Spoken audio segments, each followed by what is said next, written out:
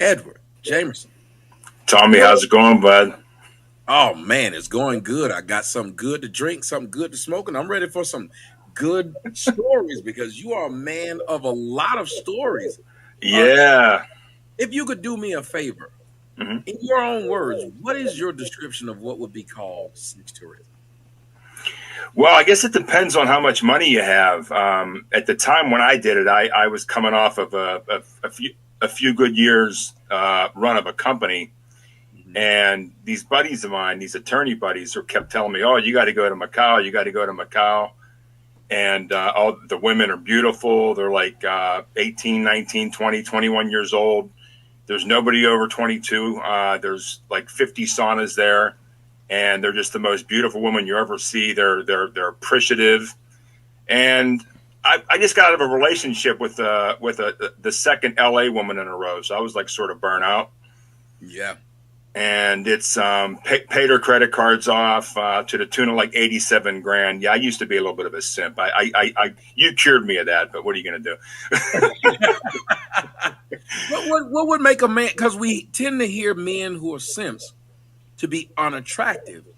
But you, on the other hand, would be a very attractive man. So, what would make you go down that road that a lot of us facially challenged men think that we wouldn't have that problem? Well, at the time that I was dating this girl, I was with her for a couple years. Then we broke up for 4 years, and I went into another relationship. Then ended up getting back with her, and her business was struggling, and I was doing pretty good for a few years. So I don't know why. I guess I had that like that white knight complex for a while. Like Mhm. I wanted to save women, and so I paid her credit cards off. Then a couple months later, she decided she wanted to have a kid, and I was like, man, I don't want to have a kid.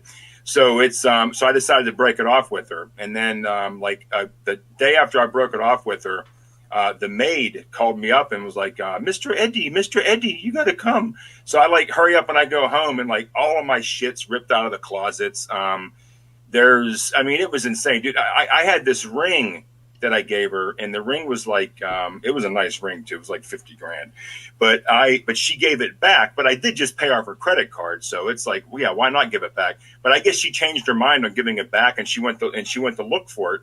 So she ripped the inner lining of my jackets out, like looking, thinking it was maybe hidden the inner lining. And the place I had it hidden, I mean, I know you're a techie guy. Do you ever see those shutter boxes, those little box looking computers that look like bread boxes? Mhm. I used to have this little shit shutter box that I used to use as a media player, and this thing was like rusty. It was, I mean, it was like an old computer. Nobody would want it. So I took the computer apart and took the case off, and I put the ring inside there. And of course, she didn't take the computer. So it's, I mean, so thank God I did that. But I was just like tired. I'm like, oh, these LA women are driving me nuts, and these guys, oh, you got to come to Asia. Not that I was looking to go fall in love, Tommy. Don't get me wrong. But after about a year of these guys telling me to go, I'm like, okay, I'll go. What the hell? So I went, and bro, it was just insane. I mean, I spent like 5 G's at the saunas in like 1 week. Okay, so it's like if you were to tell them, because I talk about that locally, Yeah, and sex tourism is more of what you would do, say in a Vegas at a brothel. You just go and do it abroad, right? Now, yeah. what is the lure of doing it? Is it just that it's a different kind of woman, a different race of woman, a different? Is that basically the lure of doing it? Yeah, it's well, I mean, I never went to a brothel in America, but I've seen like the documentaries on the Bunny Ranch, and I mean, they really have some ugly ass chicks there. So I mean, like, so the women, these women over there, you can't see my website's up top, but I mean, like, I have like everything I'm going to talk about is on the website plus more. It's at thedevilprefers.com. But Yeah, we got it up there now. I actually have a video of the saunas that I went to, and you'll see, dude. I mean, it's like there's like 100 women, all like just beautiful with these nightgowns on, and they have numbers on them. And you go there, and it's like, and like you look at these 100 women, and you see what number you want. You pick a number, and you tell the guy that's like running he looks like the bookie almost with his like pen and paper. And then you say I want number 108 or whatever, and then they go pull the girl out of the lineup and they send her downstairs, and you go downstairs to a room and you're down there for an hour, and it's like $160 or something. But and they have all these different saunas, and I was just like, I mean, yeah, you're not going to find beautiful women like that in America working at brothels or anywhere. I mean, it's just like it's a whole different world. It's a whole different ballgame. And they're all young, they're all beautiful, and they're all like petite. I mean, like, we don't have a weight. They don't have a weight problem over there in Asia. You know that. So you had fun, because my cousin actually did it in Brazil. He's done it in Brazil, and then he did it in Jamaica. He said he enjoyed it both times. I've never done it because I just learned about it probably about 5 years ago, that it was an actual thing. So you chose to go to, you said Macau. Correct. You chose to go there. Your friends told you it was beautiful. Tell us about the experience of doing that. Okay, so Macau, for those that don't know, it's about a 45-minute ferry ride from the Hong Kong airport. Mm-hmm. So you fly into Hong Kong. So I flew LA to Hong Kong, and I flew into Macau, and I stayed at the Wynn. I mean, they do have American casinos there, but like the Wynn's there, the MGM is there, but none of the American casinos have saunas, and there's a reason for that, because all the saunas are located inside the Asian-owned casinos, and all of the saunas are owned by the triads. And the American casino brands are really smart. They know not to do business with these guys because bad shit happens, and they don't want to have it on their plate, you know. So I went there, and I walked in to this. You go in and like you get things done, like you can get your ears cleaned. Dude, it's crazy when you get your ears cleaned over there. They put this like wood stick all the way in there, and they do all this crazy, like you feel like they're going to pop your eardrum out. And you can get like thigh massages, manicures, pedicures, all this shit while you're sitting there. So you're sitting there with your buddies on this like lounge chair, like a nice one, getting all these different services. Then about every hour, they start ringing a bell, and all the women that are doing the manicures, pedicures, and the thigh massages and stuff, they start saying "Showtime, showtime," and then all the guys start getting up and walking towards this room where there's this loud music blasting. Mm-hmm. And as soon as you walk in, you just see these like 100 women just walking around, and it's just insane. I mean, they're all like, literally, they're all beautiful. There's no dogs there whatsoever. And I mean, so that's basically what I did. And there's a couple of nightclubs in Macau. And so the thing that happened to me was I ended up falling for a girl. I ended up falling for two girls, and I came back from Macau. And after about, I got to say something to you. You failed for a girl in the United States. You cleaned her up. You white knighted her. Yeah. You failed for two girls when you were supposed to be out there just fornicating. So in the South, we got a word for that. Yeah. We got a phrase for a guy like you, and it's the guy, we call him a tender dick. You call it. Hey, well, no. Well, hey, you'd actually be proud of me though, because the one before her I was married to. Uh-huh. And I was going through the divorce while I was over in Vietnam, and she tried to get $40,000 a month spousal support. It was so ridiculous, and my company was doing very well. We call that in the South as well. We call that hitman money. But my company, the mortgage meltdown happened back in 2008, as you know. And when the mortgage meltdown happened, all the people that were buying my software stopped buying it because they were all broke all of a sudden. So my income just went way down. So I went when I ended up moving, because I didn't get to the point that I moved to Vietnam after going to Macau, which I did. But I was going through this divorce, and I was paying like $10,000 a month just for attorney's fees. And my ex had an attorney that took her on a contingency because she made him think that I had all this money and everything else. So I called her. I said, listen, you got to let this go. And she's like, I'm not letting it go. I said, I'll tell you what, I'll give you 10 grand a month for 2 years, and that's it. And she's like, no way. I said, I'll tell you what, if you don't take it, you're going to get nothing. And then she's like, yeah, we'll see. She said, you'll get arrested. So I called my attorney. I'm an attorney myself, by the way, but I called my attorney, and I said, listen, dude, I'm over here in Vietnam. I said, for me to get held in contempt, I have to get served. I said, how the hell are they going to serve me in Vietnam? He's like, oh, well, you should. I'm like, dude, I said, listen, take yourself off the case. I'm not paying you anymore. I said, I'm tired of paying this 10 grand a month. She's not being reasonable. And dude, wouldn't you know, it took about 9 months. I kept checking online at the LA court records. Her attorney dropped her because the attorney got frustrated. And then the case eventually went away. I got away from the divorce paying zero. I need to go to, you said, well, you were in Vietnam at this time? I went to Macau in 2009, in July 2009, and I ended up moving to Vietnam for good, well, supposedly for good, in February 24th of 2010. So only about 7 months after I met this girl. My company was already going downhill. I was selling it to my number one competitor. And I'm like, okay, I have a 5-year non-compete. I was in the credit repair business and I made software. I was like one of the first people to make software in the credit repair business that got people doing the business. Now everybody and their mother's doing what I started back in 2005. But so I said, I'm going to be under a non-compete for 5 years. I don't got anything better to do. I might as well just move to Vietnam and check Asia out for a while. So I moved there with my dogs, and it was, it was pretty crazy, man. I don't know what the hell I was thinking, but it's just, it was really a culture shock and everything else. But little did I know. Okay, well, back to when I was in Macau, I went back 3 weeks later, and I was going to see. I met 2 girls that I really liked the first time I was there.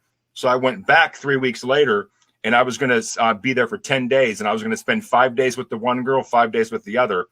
But I sort of like fell in love with the first girl. And I was like thinking, oh man, it's like, I can't lie to her and I can't like lead this other girl on. But then I'm like, what the hell am I doing trying to fall in love with a girl in Asia anyway?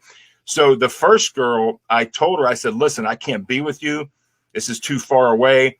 And I said, but I want to help you get out of this life. And I said, what's your deal? And she said, oh, my brother was drunk driving and killed somebody in Vietnam. And we had to borrow money to pay off the family. See, the way it works in Vietnam is the police will, it's a communist country. So the local police, wherever accidents happen, they don't report anything for like 24 hours. And this is like custom. Like, I mean, I know so many things that go on over there.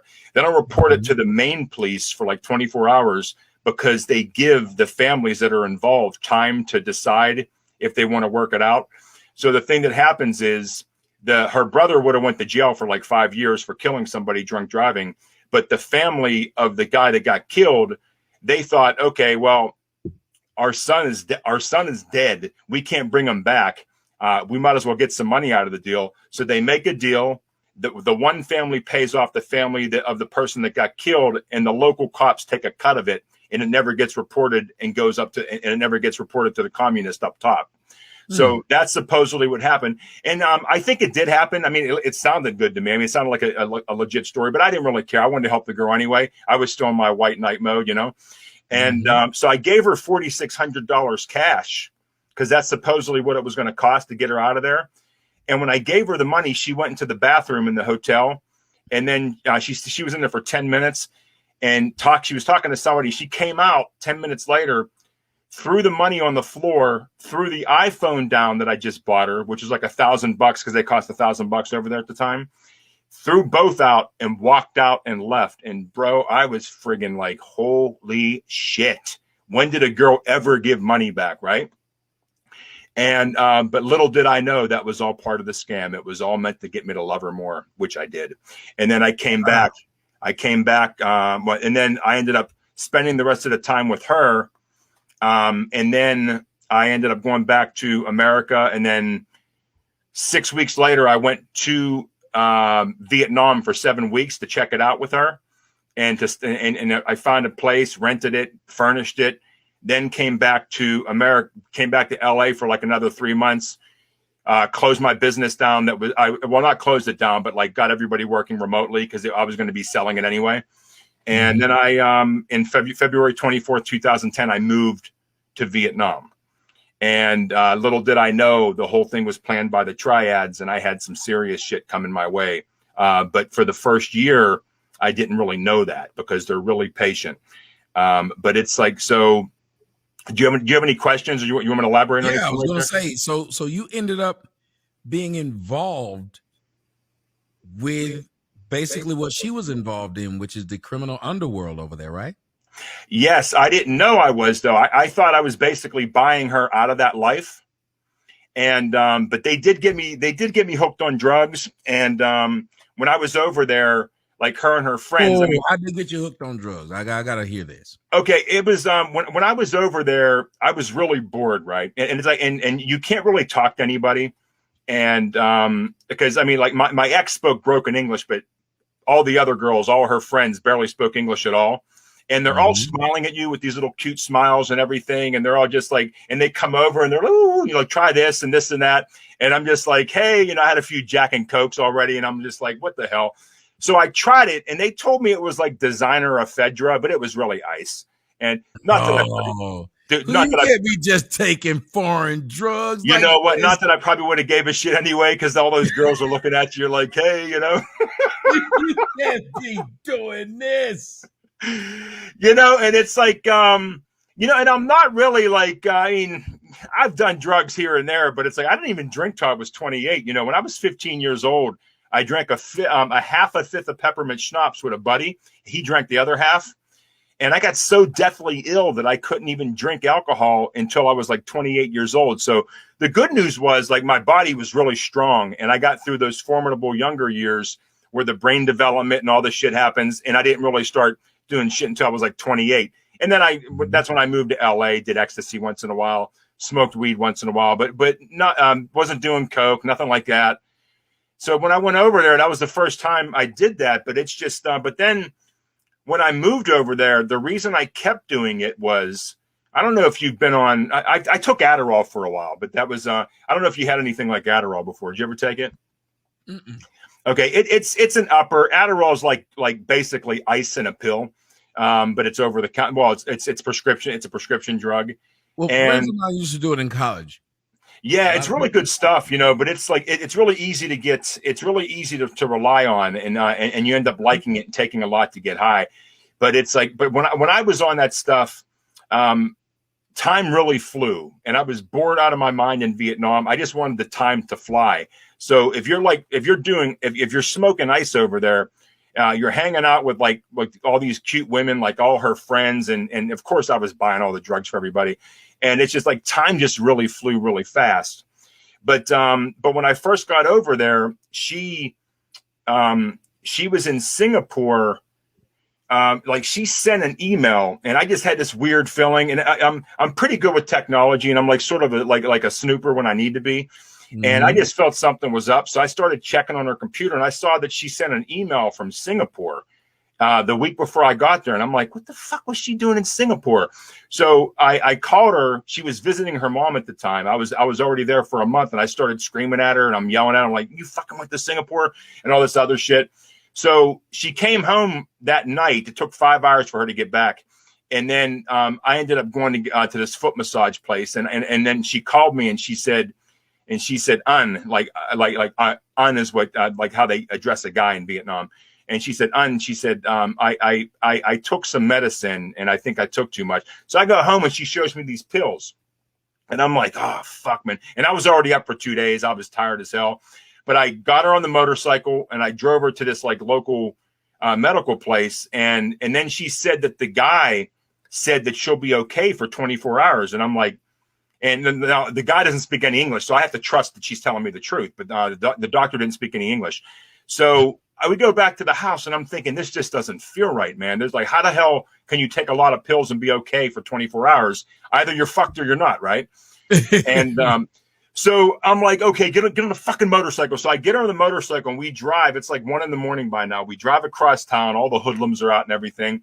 And we go to this, and I'm driving like a maniac the whole time because she lied to me and I'm pissed off. And thank God I did, because she was starting to fall asleep. And if I wouldn't have drove like a maniac and kept driving like erratically, she probably would have fell asleep and she probably would have died, because we got to this hospital. And as soon as we went in, it's like all motorcycles over there, Tommy. So it's like all there are motorcycle accident victims in these hospitals. You got like people like laying on the floor, blood everywhere. Some dude had his guts hanging out. I mean, Why would you go to this place? dude, it was insane. So I'm there and they see me, even though they target Americans for whatever reason, like nobody wants egg on their face. They don't want to get yelled at by the government. So the doctor, like the nurse guy ran over to me right away, even though they were packed with bloody people everywhere from motorcycle accidents. And he's like, hey, what's going on? And I showed him the pills and his face turned white. So they didn't even have any gurneys available. They didn't have a room or anything. They had to take her out on the sidewalk in the corridor where it was outside, and they pumped her stomach with charcoal. And the doctor came over and he spoke English and he said, you know, if you would have got here 15 minutes later, she'd have been dead. And I was like, fuck. And I ended up finding out 3 weeks later, she was 1 week pregnant with my son at the time. I didn't even know, you know. And so then I guess the next logical story for me to tell you is she had my son almost 9 months later. So you were laying pipe to ladies of the night, raw dogging them. Oh yeah, I was out of control. You know, that Adderall and that ice, boy. Yeah, you know, it was pretty bad. So, and then, yeah, and you'll see how cute these chicks are on the website. I mean, it's just like, and I'm not selling. Tommy, I'm not selling anything on the website. I want people to go there because I want them to see. The whole story would take me like literally 20 hours to talk to you about. So obviously we're not going to do that. But the whole story is there. I'm not selling anything. My whole agenda is I'm trying to pitch this to Netflix or Amazon Prime. And I'm trying to get someone to notice it and to go to this website and look and say, holy shit, that'd be a great series. And so that's basically my goal. But it's and for the people who have you, it's there on the top there, but we'll read it anyway. It's www.thedevilprefers.com. Yeah. And so then now I had an insider. So some of the things I'm going to tell you, I didn't know at the time, but I got clarity later. So if you're confused about something, let me know. Like, just ask me, like, did you know then? Did you find out later? How did you know? Or whatever, and I'll answer that. But so my ex had my son, and she wouldn't. It was December 2nd, 2010, and she wouldn't allow me in the delivery room, and I had to wait outside. And I'm like, okay, whatever. And then I heard a baby cry, and I tried to go into the delivery room. And her cousin blocked me and said, no, we got to go. We need to go get formula. And I'm thinking, why the fuck you need formula for a baby that's like 3 seconds old, right? And if we did have to go get formula, wouldn't the fucking hospital have it? And by the way, she breastfed for the first 3 months, so we didn't need the formula. But then, so I'm driving around Ho Chi Minh City at close to midnight with her cousin on the back, and her cousin is driving me in circles like, I don't know, acting like she couldn't find the place. Then all of a sudden her phone rang. And when her phone rang, I heard her cousin is on the back of the motorcycle going, yeah. Her cousin hangs up the phone and says, okay, go this way. And then she knew exactly where to go to buy but she didn't say, I can't find the formula. All she did was say, yeah. And then, so we go buy the formula, we go back, and my son never used the formula, right? I ended up finding out like a few years later, the reason they did that was they wanted to wait until my son's face with the swelling went down, because I got her pregnant the first day I got there. Like in the first few days I got there, I got her pregnant, and she was still fucking her ex Vietnamese boyfriend, and she didn't know if the baby was going to be mine or his. But if the baby was, so they were waiting for wipe the blood off, let the swelling go down, check him out, look at the fingers, look at the toes, and if he looked like he was 100% Asian, the plan was the cousin was going to drive me to where 4 people were waiting for me and they were going to fucking kill me. That was the plan. Yes. So they figured if you got her pregnant, then that was money that she was going to get.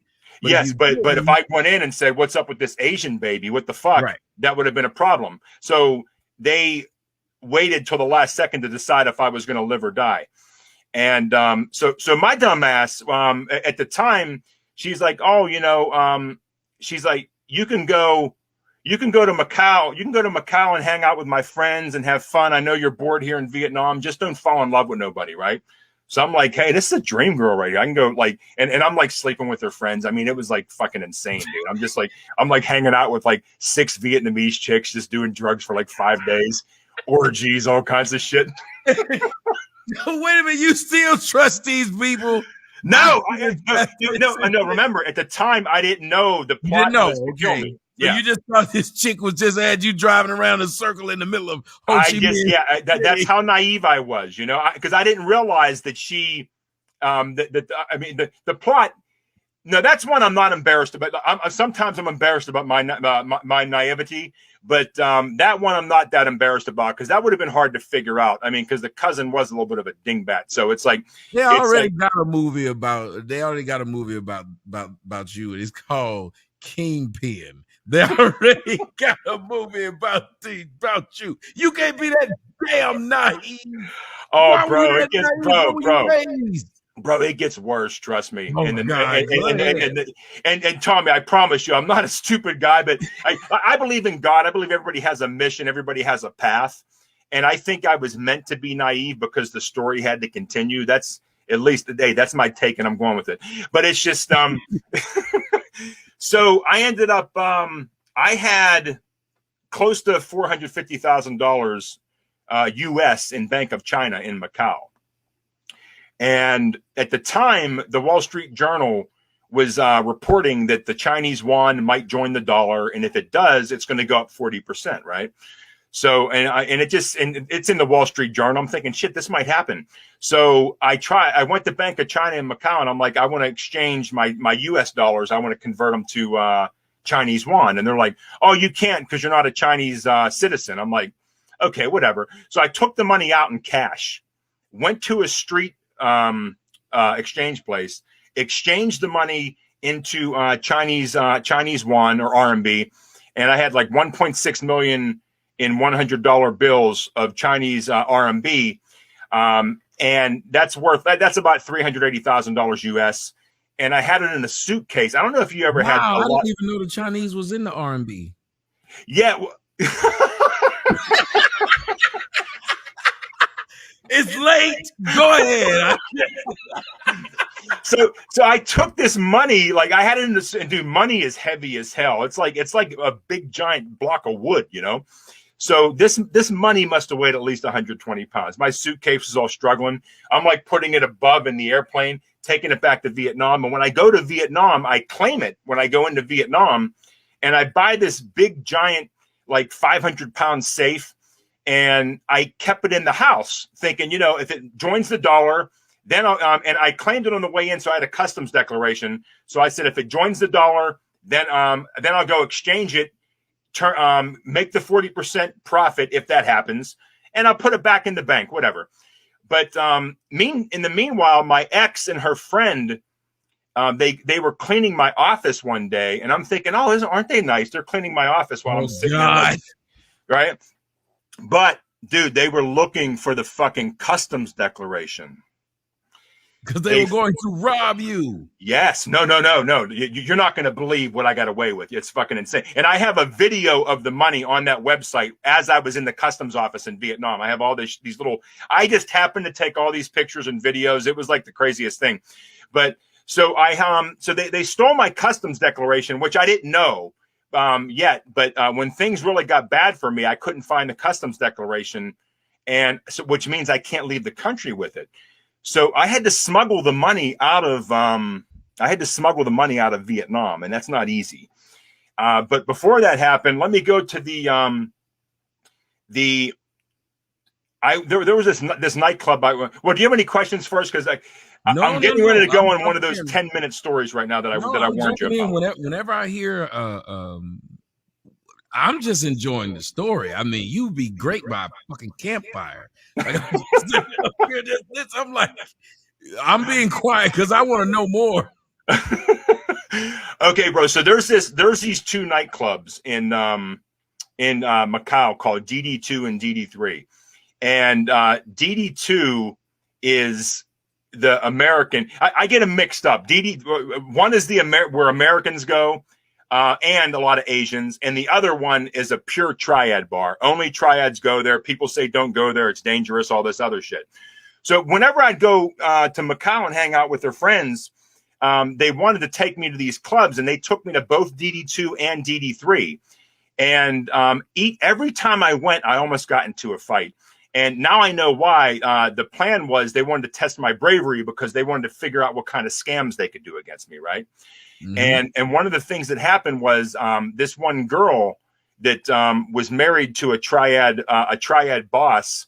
We were at the triad club, and I looked over, and there was this big ogre Chinese dude. He was like my size. He was like I'm 6'3", 225. So he was my size, and he went to smack her, but it was like the fakest ass smack. It was like so weird looking.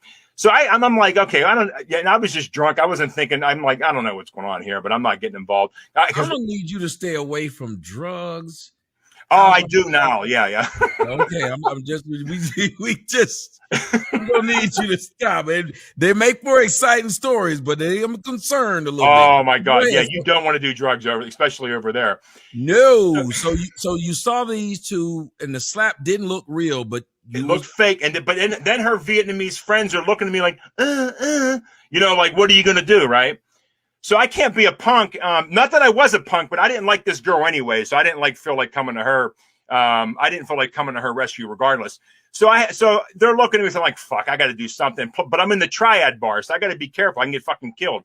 So I get up and I stand next to the dude, and I just look at him, and he looks at me, and I have zero fear. I just can't be scared of Asian dudes, Asian criminals especially. I don't know what it is. It's just something I just can't. It's programmed into me not to be scared of them. So the guy looks, and I guess he realizes I'm not scared, and he smirks at me. And then we leave, and we go back to her friend's place. And I overheard her friend talking to the husband, who's also a triad, saying he didn't back down like Rox. And Rox was this guy that they were friends with. And I guess they do this shit all the time. I ended up finding out later the plan was if I would have backed down, they were going to get me to sleep with the triad boss's wife. And then they were going to extort me saying he wants to kill you and all this other shit. But once they saw I wasn't scared of the triads, they're like, okay, maybe that's not going to work. So that was one. But then I went to this other bar, the American one, with her Vietnamese friends another time. And we sit down. I ordered a couple bottles, and I'm there with 5 chicks. And one of the videos is on the website. And these 2 dudes come up, and it just opened, so there was like hardly anybody there. And these 2 dudes come over, and they're standing right next to our table, like within 5 inches of the table, like really close. And they're just like holding a drink, looking down and smiling at the girls.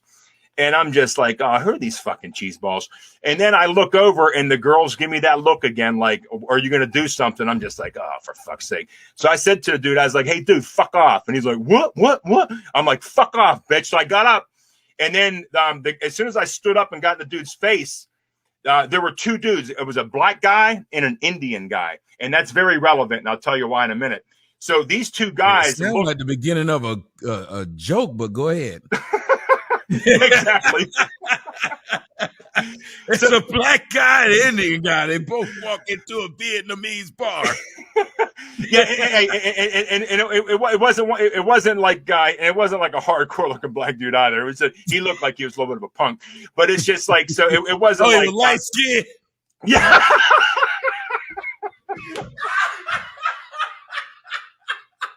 Hey, Tommy, let's just say he probably didn't drive the Delta 88. You know what I mean? Hell no.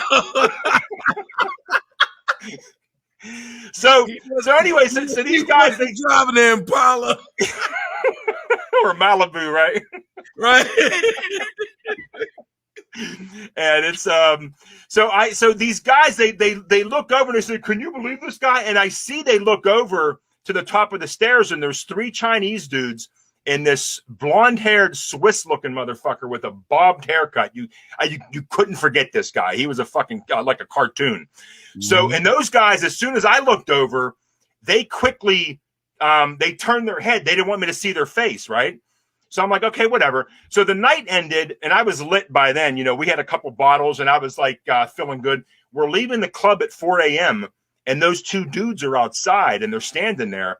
And I'm like, what's up now, bitch? And then, dude, they looked at me like they were completely different people. They were like, oh, you know, it was like the weirdest thing. Like, so I ended up finding out, like a month later, a buddy of mine said, dude, you can't go to DD2, like the Triad Club anymore.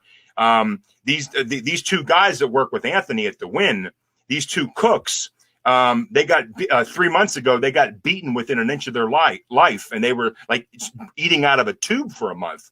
One of them was, at least. So they almost died. And he was like, you know, those two cooks over at the Wynn? I'm like, because we used to go eat at the Wynn all the time. And I said, what cooks? He said, yeah, you know, the black guy and the Indian guy. And I'm like, you got to be fucking kidding me. And I'm like, no, I don't know them, but there was a black guy and an Indian. And then he's like, no, it can't be the same guys. He's like, these guys are really mild-mannered, and all they do is they go to the clubs and they wait until the club closes, and they hope a drunk girl's going to walk out that they can hook up with. Tommy, I just told you these guys were standing out there fucking waiting for drunk girls to hook up with. These were the same fucking guys. But the thing that happened was these guys got beaten with an inch of their life, and they became the Triad's bitch. And then 2 months later, when they were healed, they're in the club, and the Triads probably needed somebody. They probably said, hey, do us a favor. Go fucking fuck with that guy. Go, like, maybe pick up his bottle and pour yourself a drink or do some shit, right? So these guys, that's why they said, hey, can you believe this guy? Like looking over, almost like they were trying to get you into a fight. The Triads were trying to see how I would react to two guys, like coming up and doing something to me rather than one. So they were trying to see if you were punk. What's that? So they were just trying to see if you were punk. Yeah. It was another punk test. Because the first time I just stood next to the Chinese guy and he smirked at me. So it didn't escalate enough for them to really figure out what was going on. Mm-hmm. So that was that. And then now the blonde haired dude comes relevant later because 4 months later, I was visiting her friends. And when right before I was leaving Macau, her friends, like 6 of them, they're like trying to get me to smoke ice like every 2 seconds, like just giving it to me. I'm like, whoa, that's enough. They wanted me to be high off my ass, right? And her friend, one of the friends and the husband were supposed to fly back to Vietnam with me, and I bought the tickets for all of us, and I put us all together. And then at the last second, the day before we left, the friend said, "Oh, we got to go to China tonight. We'll meet you at the airport tomorrow." I'm like, "Okay, that's fine." So when I'm leaving the next day, high as shit, right?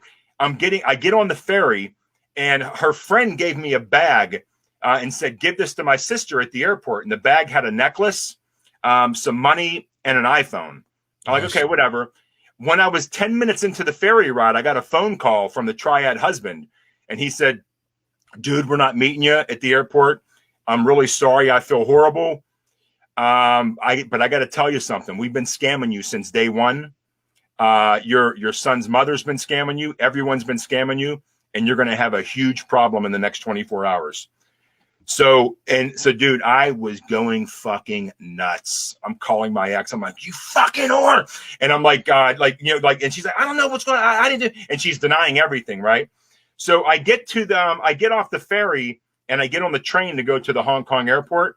And then, I'm calling my ex, and I'm going nuts, dude. It was almost like a mental breakdown. It was the biggest fall from grace ever. Like, I thought these were my friends. I thought that my son's mother, I thought we loved each other. Everything was just like, it was like a Did fall. You really think y'all loved each other when you was fucking all her friends? No. Well, yes and no. And here's why. I had a buddy that told me that all guys fuck around on the women over there, and the women don't really care too much. But she's the one that came to me and said, "Listen, I feel bad because you're bored here in Vietnam. Just don't fall in love, but you can go have fun with my friends." And you still didn't know at this time. We got to preface this. He still didn't know at this time that the woman had been sleeping with somebody while she didn't know none of that. Didn't know any of this. So and my son by now is like 5 months old, right?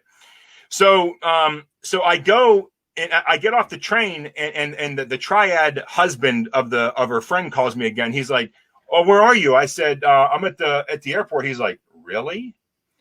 Reason being, the fuckers were tracking my phone. They knew exactly where I was. I got off on the wrong stop and didn't realize it.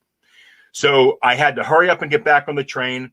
And then I go and I get to the airport. I barely made the flight, right? And it was a jumbo 747. It was only 10% capacity. I've never seen a jumbo that empty.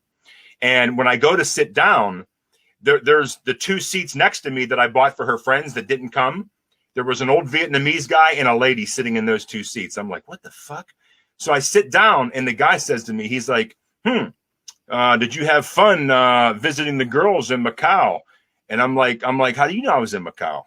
Because I mean, I was flying out of Hong Kong. Only about 5% of the people flying out of Hong Kong were coming from Macau. I mean, they're mostly coming from Hong Kong. And then he says to me, and he says to me, yeah, so where are you from? I said, and I was from Los Angeles at the time. I said, Las Vegas, because I already knew something was up, so I was testing him. And he's like, oh, Los Angeles. I'm like, no, Las Vegas. He said, oh, Los Angeles. I said, dude, I said, how much is it going to cost to let one girl go? And he looked at me and I said, you're a pretty powerful guy, right? And he smirked and he said, 1,200 US. And I was like, okay, motherfucker. I said, I'll tell you what. I said, I may look like some fucking naive modeling motherfucker. I said, but I promise you, the second I know I have an enemy, I will focus on you. I will fucking destroy you, bitch. Get ready to lose. So I got up, took my suitcase into the back bathroom, thinking they had to have planted drugs in my suitcase. It must be hidden in the liner, and I just made it through security somehow. How am I going to have a problem in 24 hours if that guy's even telling the truth? But too much shit was going on. So I go in there, and within 30 seconds of me going in the bathroom, I guess they told the flight attendant that I ran into the bathroom with my suitcase. Flight attendant, bang, bang, bang, bang. Sir, what are you doing in there? I'm like, yeah, I'm going to the bathroom. You're like, well, somebody said you took your luggage. I'm like, yeah. I'll be out in a minute. They're like, no, you got to come on now. I'm like, I'll be out in a minute. I'm taking this shit. And so the guy, they kept banging and I kept looking, but I couldn't find any drugs. So, but I had that necklace and I had that phone. So I flushed that necklace down the toilet. Thank God I did, dude. It was the necklace was. I ended up finding out a few years later the necklace was stolen from a museum. That was part of the setup, right?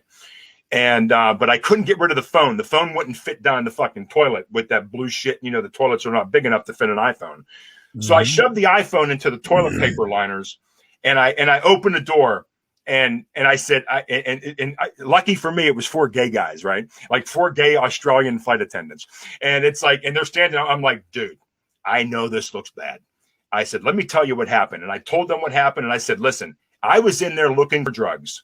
I said, because I thought they planted drugs, but I couldn't find any. I don't know what the fuck's going on, but those 2 motherfuckers should not be sitting in those seats right there. I bought tickets for other people. Go check their tickets. They shouldn't be in that seat. This guy called me, said, I'm going to have a problem. I don't know what the hell's going on. And I said, can you do me a favor? Can you call the police and have them waiting? He's like, oh, yeah, we already did. We have to in situations like this, which becomes relevant. So he's like, just sit back here. So I sit down in the back of the plane, which is like pretty much empty, I told you. And I see these 4 guys. It was like 4 or 5 guys. They move 3 seats back, all 4 or 5 of them at one time. They wait a couple minutes. Then they move a few more seats back. And, dude, I swear to God, it was choreographed. And then about 10 minutes later, they're all close to me. And I looked up. at the flight attendant. I said, dude, what the fuck's going on? He's like, I don't know. This is weird. But the flight attendants didn't want to say anything to them. But you know what? You know who one of the dudes was? Who? That blonde motherfucker, the Swiss dude with the bobbed hair from 4 months ago at the club. Really? It was him, the same motherfucker, right? So we land in Ho Chi Minh City, and the flight attendant says, next time you tell me what one of the people involved, one of the principals involved, ancillary people in the story, you got to let me do the voice because you're not doing it and you're not being racist enough. And I need you to be like, so I was talking to the guy and the guy was like, you're gonna have a problem. You're gonna have a bigger problem.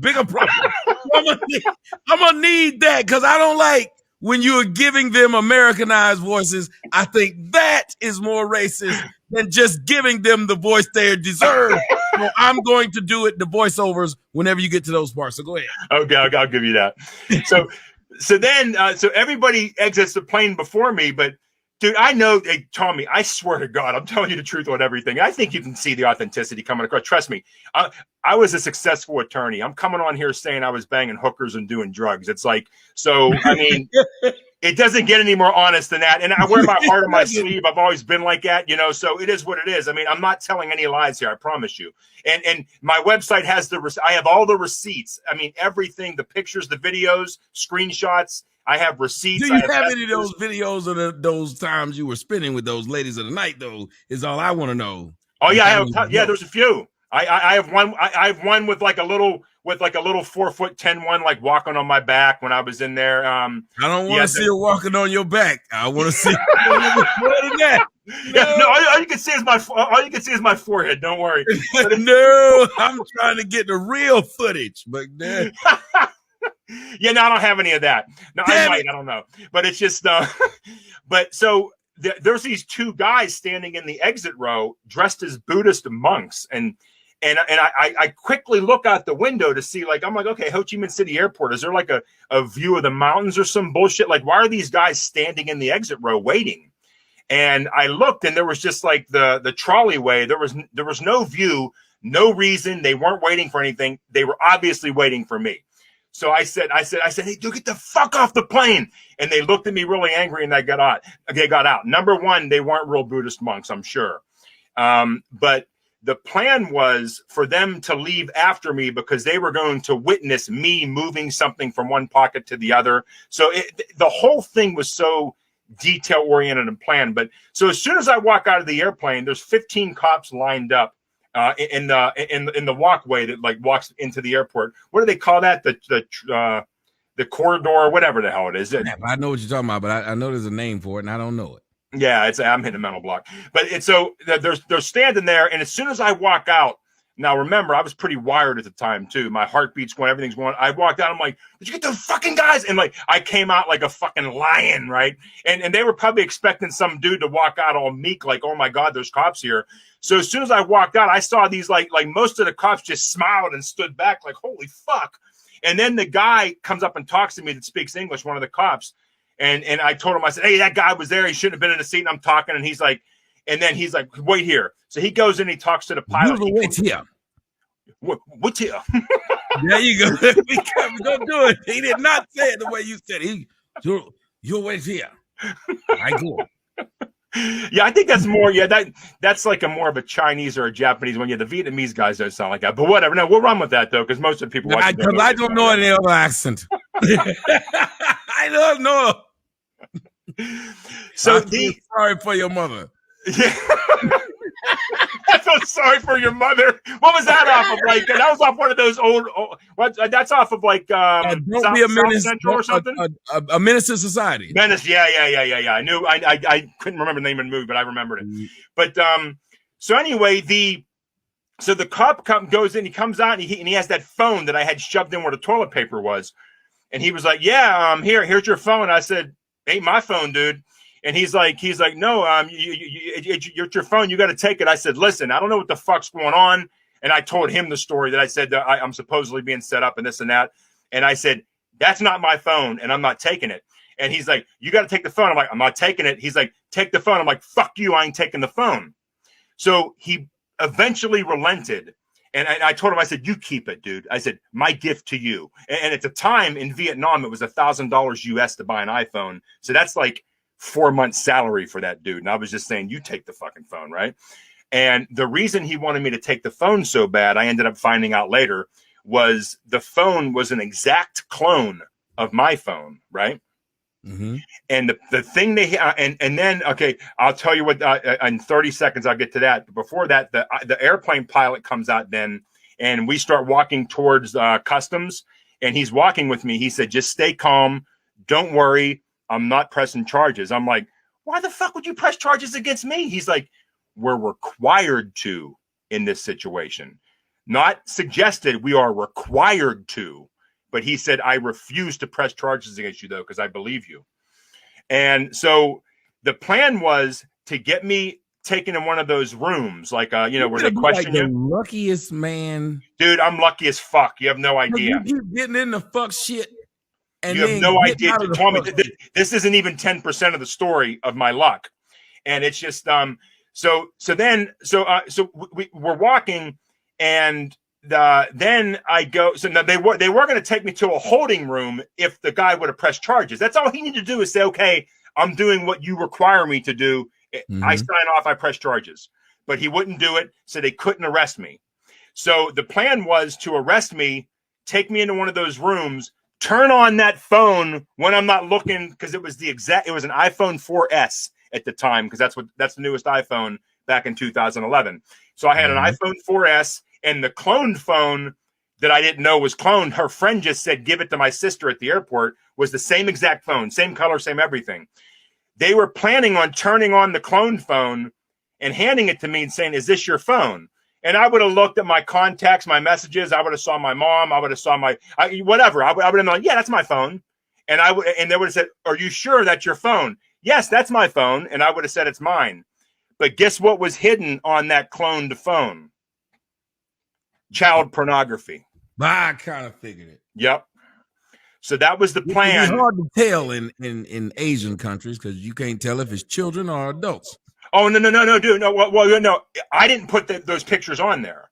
No, I was just saying it. Oh, okay, you're being funny. Asian. Okay, no, but they did the no, you're right about that though. But they did, so they had an exact clone of my phone, but they had a bunch of pictures added to it that had all this shit on there, you know? So I got out of that, and I went home that night, got in a big fight with my ex, threw her across the room. I was going crazy. And then the shit really started, dude. Everybody on that street that looked at me with a smile for that first year, they all started looking at me with hatred because they knew I was a mark. The whole fucking town knew I was a mark, and they were waiting for my downfall, but I beat that scam and I got away. And so my home office didn't have windows. They would smash bricks off of off of the wall like every 5 minutes. Anytime I went outside, there were a bunch of people at this coffee shop that had smart devices. They were hacking my devices. It was fucking insane. So now, in the comment section said they did the exact same thing that happened to you to a guy by the name of Pete Townsend. So apparently this is a thing. Oh, it happens all the time. This is what they do. A buddy of mine told me that he heard from a guy that really knows, like, has been over there doing business for 30 years. That the thing they do is they try to get any guy to fall in love. Once you fall in love, they get you hooked on drugs. They hack your computers, hack your devices. And usually when you get hooked on drugs, you start becoming antisocial and you don't call your family as much. They wait until there's like a long lapse in between each phone call when you're calling your family. Once they feel like a long enough lapse has happened and they have your assets to where they think they can just snatch them like that, then they kill you and they just steal your shit. And then your family and friends think you were just some dude that went off the deep end because you weren't keeping in touch much anyway at that point. You know what I mean? And it's so I ended up having to. So this was going on, and they were smashing the bricks like the bricks were smashing off the wall like at least every 10 minutes during the day. Then I get a break at night. But then she brings this dude over, and this is where I told you. I'm really not as stupid, naive as some of these situations. No, I was, but I really think it was God's plan. I think I was meant to do a big movie and expose these fuckers. So I think that was the big cosmic picture of it. But at the time, she had this friend that was having marital problems, and the husband wanted to come over and complain about his wife that was friends with my ex, and he wanted to come over and complain and talk to her. And he brought me these gifts. He brought me these samurai swords as a gift, right?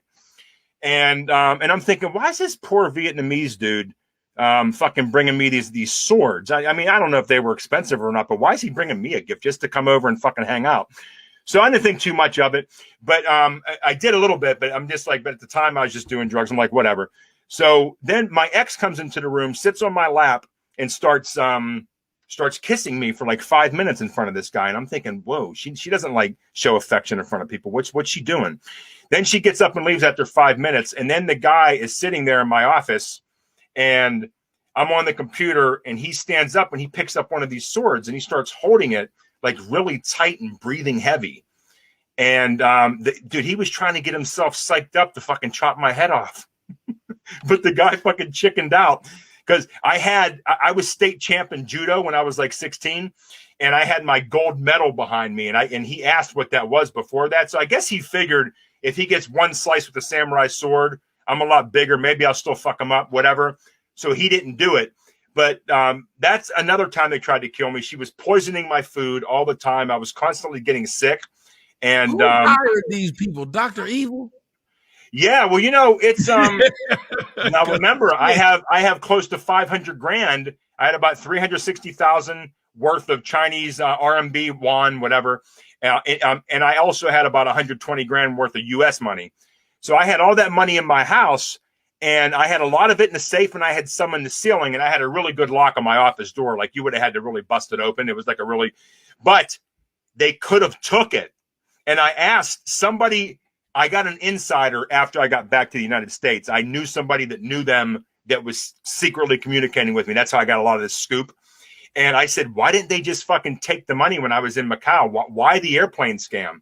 And the girl said to me, she's like, because that's how they like to do it. They don't want to make it easy. It's a game to them. They want you to not even know who fucked you and have you in jail or fucked or like whatever, and thinking that you just made a mistake and one person screwed you when it was really all of them or whatever. So dude, I got lucky as hell.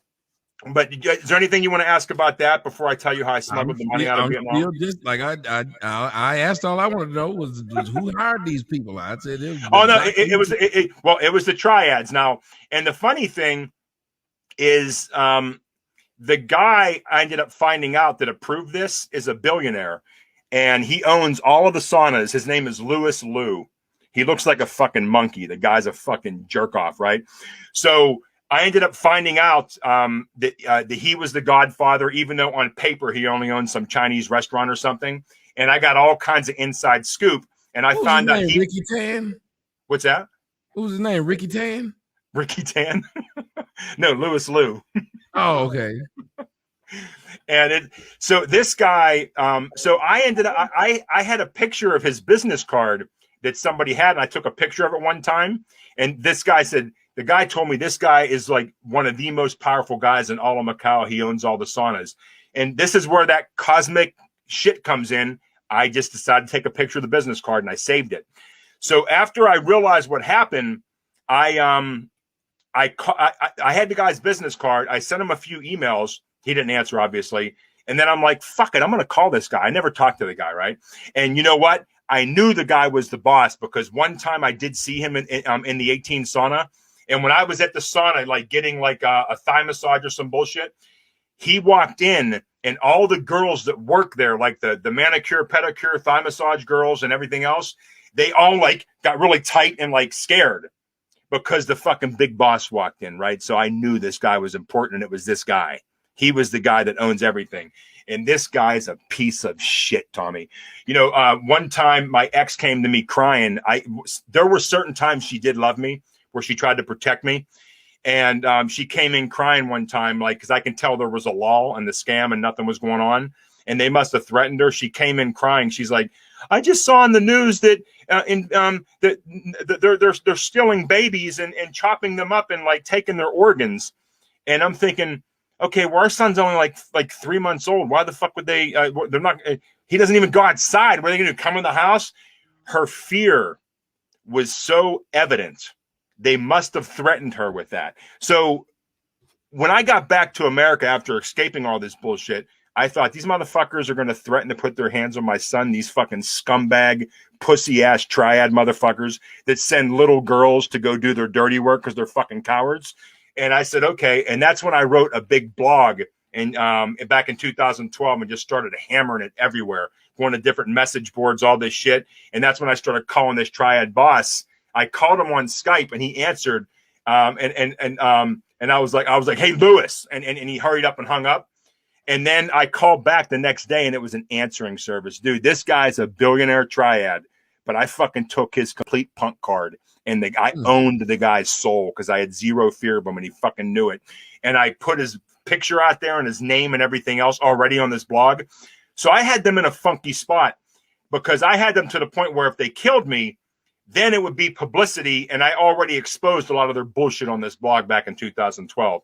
But it's but to get them okay, I had to go back to 2011 where I had the money. So I had to take this money to Singapore to get it out of Vietnam, but I didn't have a customs declaration, right? So I apologize for jumping forward to 2012 after I was already back in America. No, that's okay. You telling it in like a Quentin Tarantino way. yeah, I had to go back and forth, right? Like the serpent.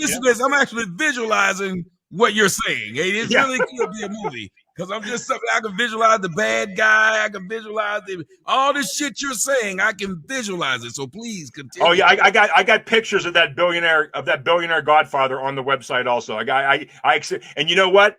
This guy, at minimum, he was considered a millionaire because he had a Chinese restaurant and a travel agency back in 2012. But when he was really a triad that owned all this shit, right?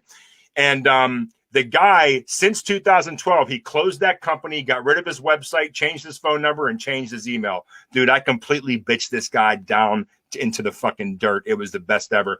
So, so I'm back there in 2011 anyway. I digress again. I'm like, okay, I got to get the money out of here, but I can't leave. You can't deposit the money unless you have a customs declaration, or the government's going to keep like 80% of it. So I'm like, you know what? I'll just take my fucking chances and see if I can get through the airport with this carry-on suitcase that weighs 120 pounds, full of $1.6 million RMB, which was around 360,000 US. And I go through security, and I'm like walking up to the gate, and I'm like, fuck, I think I made it, right? And these two cops come and tap me on the shoulder, and he's like, oh, you got to come have coffee with us. I'm like, fuck me. So I go to sit down and have coffee with him. He's like, you know, you can go to jail for 7 years. I'm like, for what, dude? He's like, you got all that money, you didn't claim it. I said, hey, bro. I said, when I came in here with this money, I said, I took a video of this money when I was sitting in your customs office. I have that video. I can show it to you. So if I didn't claim it on the way in, how do I have a video of me sitting in your customs office for 4 seconds showing the money, which I have that video on the website. And he's like, you could still go. I'm like, dude, okay, whatever. I said, how about I give you $1,000 US? And he's like, nope. And I don't know why I said 1,900, but I said 1,900 US. And he said, okay. So I had like about five. You had 300,000. I had 1.6 million Chinese RMB in 100s, which was $360,000 US. That's what I'm saying. So, in a suitcase. And I had about $5,000 cash. You bribe him off with 1,900. And he let me go, dude. I'd have believe that shit? With $1,900. That's what you would have left with. Yes, dude. They could have took it all. Well, no. I guess they could have took it all because I would have made a big stink out of it. And they're all of these local. In the United States, they keep it all. Yeah, in the United States, but they're really scared of the communist government there. So they're really well behaved. Like, I mean, you can't. There's no guns over there or anything. It's like if you get caught with a gun, like you go to jail for life. I think over in Vietnam.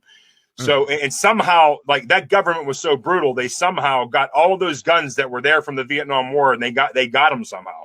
And there's no guns to be found anywhere, supposedly. But it's so I go to Singapore, I deposit the money, and then I come back and I still had like 120,000 US.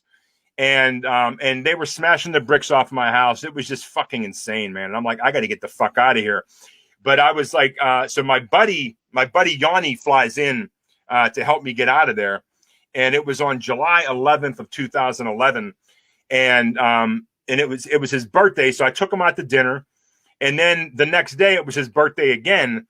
And he's like, bro, you want to go out? I'm like, fuck yeah, dude. I said, I went out with you last night. I said, well, I'm not going out. So he's like, I'm going out by myself. So he goes out by himself, and his ticket was $1,900. So I shouldn't have gave him the money when he got there. I wanted to pay for the ticket, but I should have held it until we got back.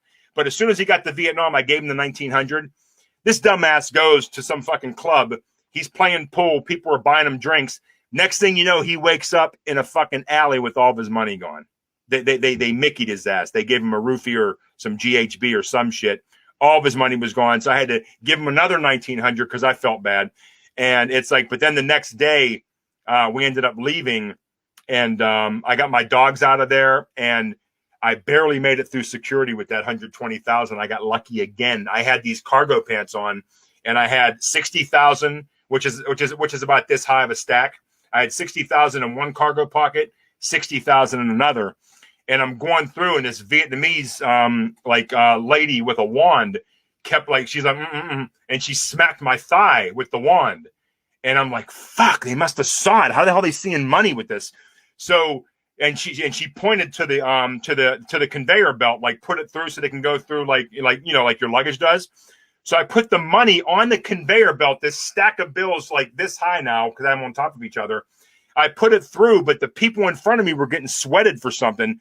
Something went off, and they saw something in their luggage, and all the cops are paying attention to them My fucking money rolls through. I fucking pick it up and I roll to the gate and get the fuck out of Dodge. It made it back to America, dude. You believe How that? do you keep having all this? I'm telling you, you have a very fortuitous life. No, I'm very lucky. I am very lucky. And I got luckier. My dumbass went back 2 more times. I can't get enough. But why is the poontang that good? You know, it wasn't that. Yes and no. Addicted to the? No, you know what it was. You know what I liked about it over there. I liked the simplicity. I was so tired of these materialistic women. It's even though these people were trying to take more from me. I was trying to say.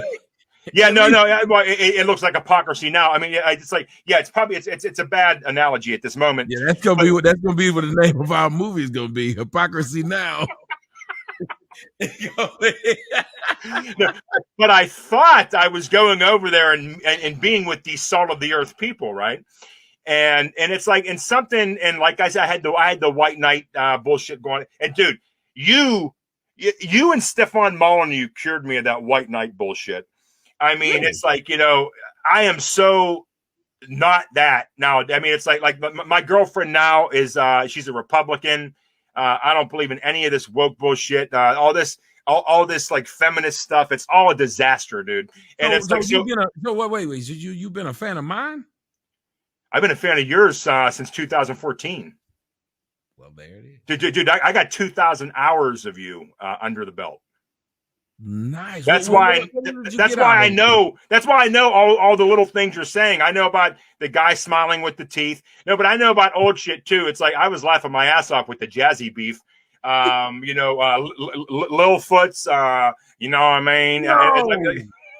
Oh, dude. Hey, I could bring my son in here right now, and he'll tell you. I have 20 hours of Tommy every week, and you know, and you are really. I really look up to you as like, I think you're the most fascinating human being on the planet. And I'll tell you why. And I'll give you a good argument. I'm not blowing smoke up your ass. You're not going to get any affirmative action taps on the back from me. You're going to get some real shit, and you're going to feel it too. You're going to know it's real. Number one, you type like 80 words a minute. I don't know why I'm so impressed by that, but you're always like fucking so fast with typing.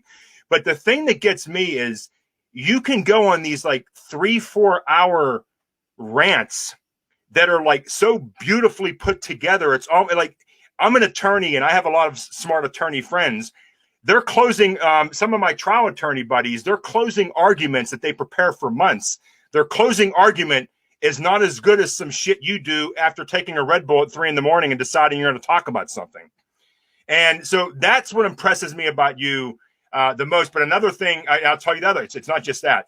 The way you can watch the chat and not skip a beat.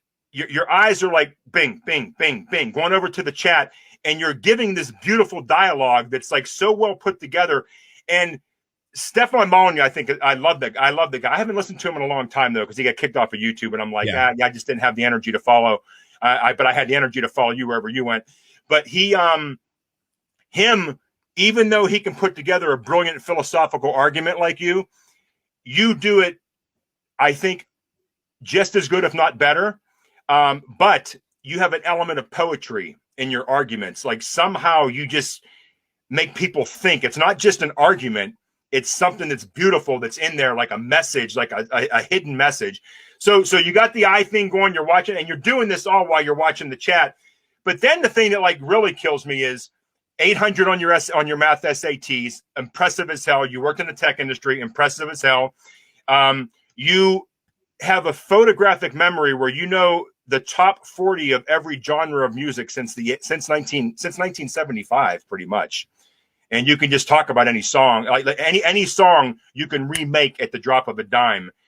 And you know what? And you're fearless, dude. I mean, like nobody can beat you back. Like all the negative energy and the trolls, the way they come after you, you are just like this force of nature. You're like a fucking snowplow just going through 2 inches of snow with big knobbies on the back, just like bam. And I really learned so much from you. Like, I mean, and trust me, dude, I'm no fucking punk. Okay. I did some white knighting and some simping back then, but, you gave me courage in other areas, like to stand up to feminists.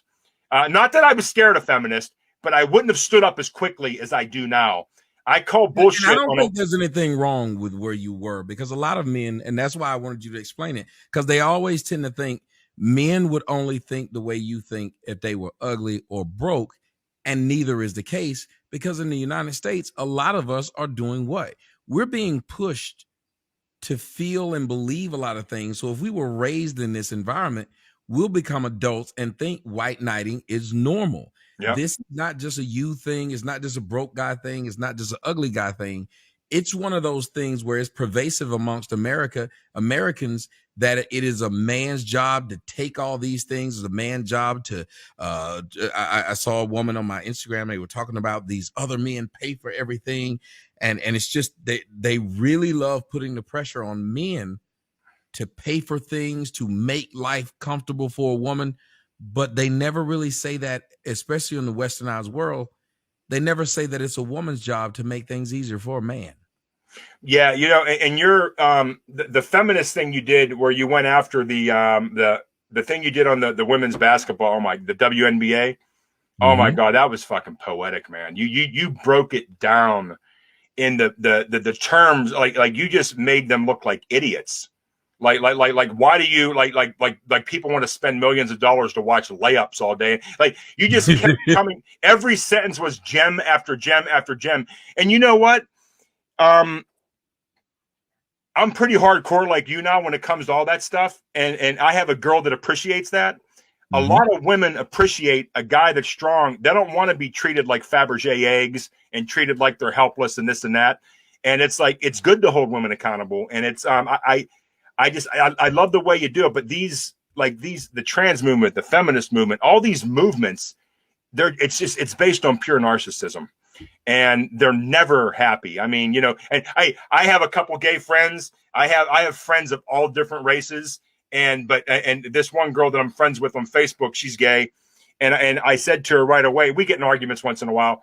But for whatever reason, we get in arguments all the time, but we like each other. So it's like, and she's a lesbian. She has no interest in guys. And I said to her, I said, you know what? I said, I don't have a problem with gays getting married.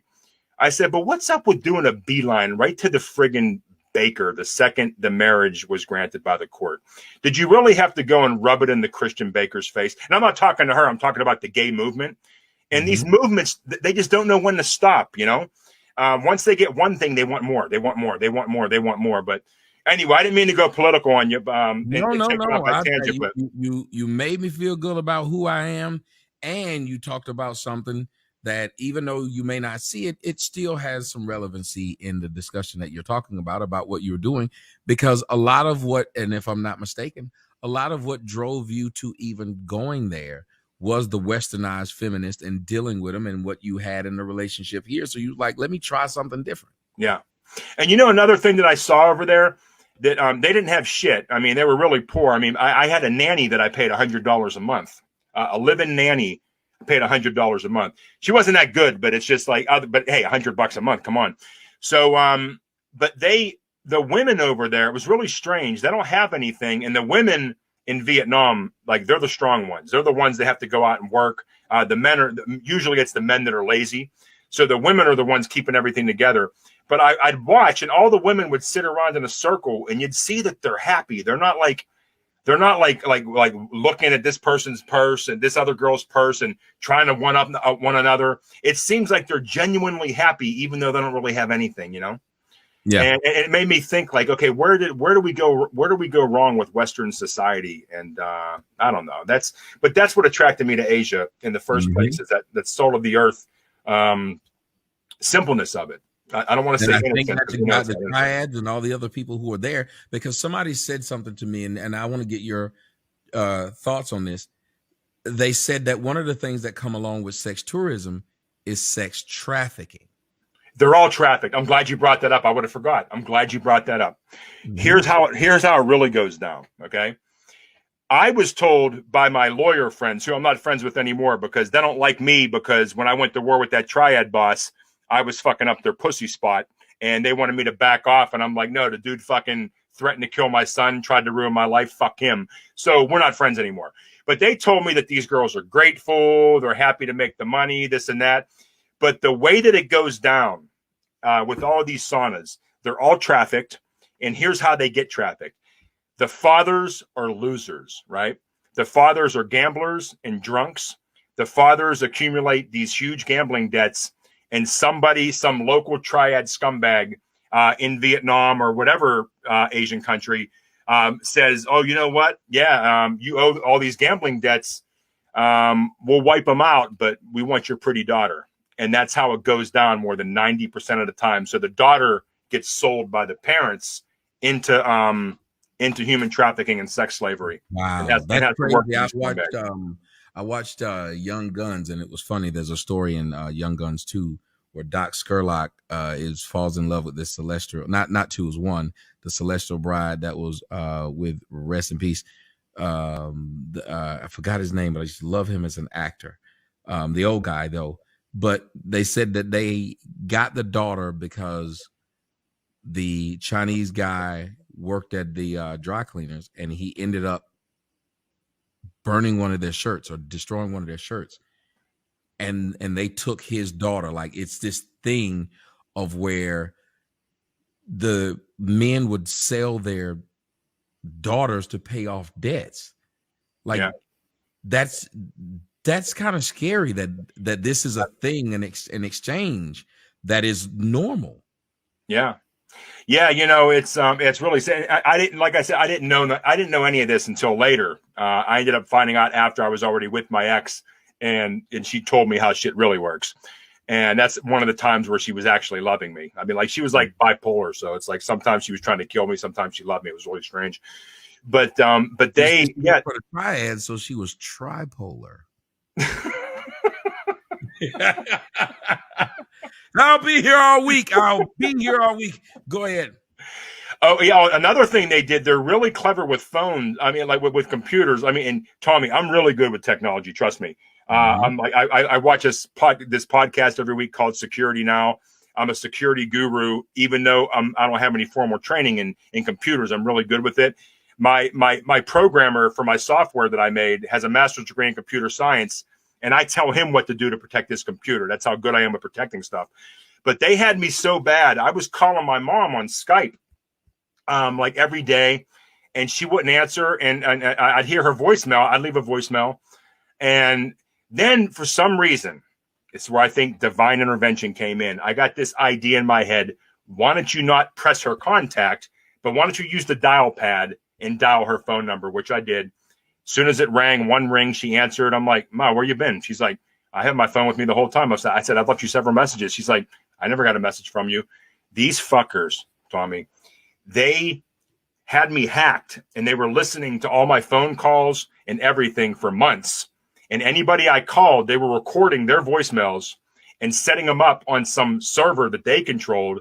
And once they had my entire environment cloned, they set up their own server running a fake Skype, and then they hacked my phone, and I was leaving messages on the Triad server rather than leaving messages with my mother.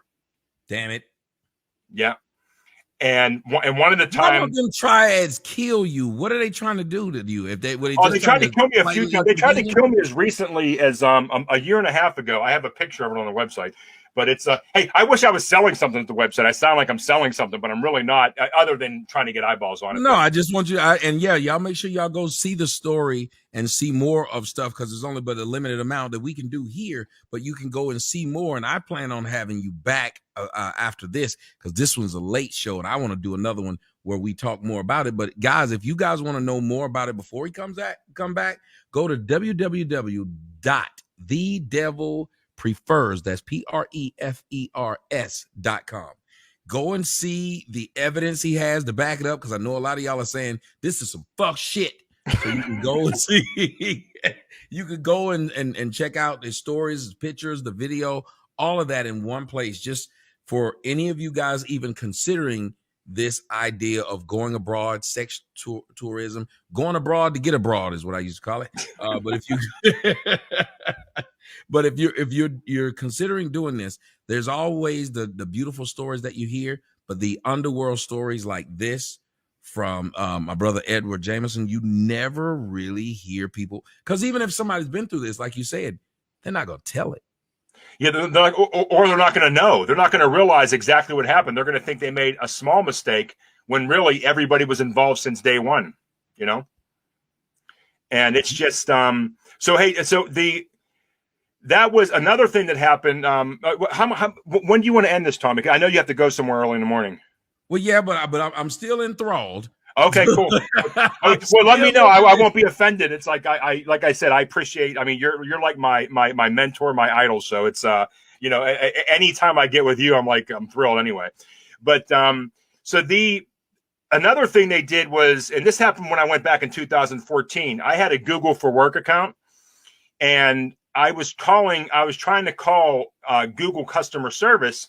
And there was a local Vietnamese number listed in my login panel where I can call, and I called up, and because I was doing a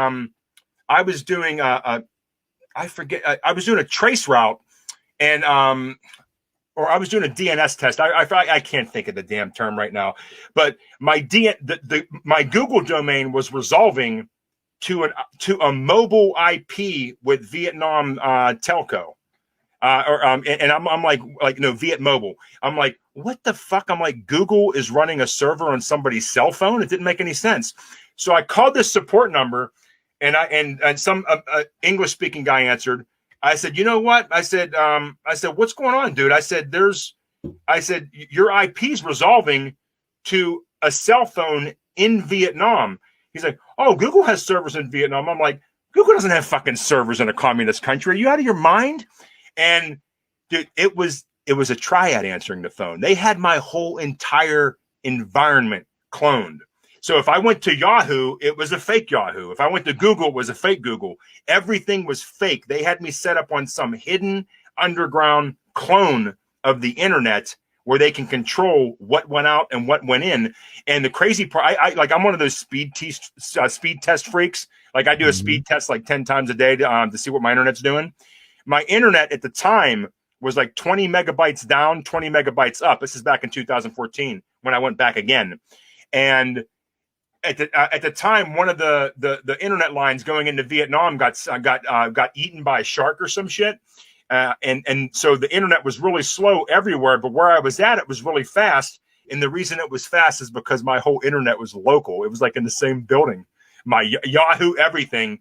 They had everything down to a T. It was just insane how I got out of there. And I tried to call for help. Just trying to inconvenience you because when they were doing all of these things, because this stuff costs a lot of money.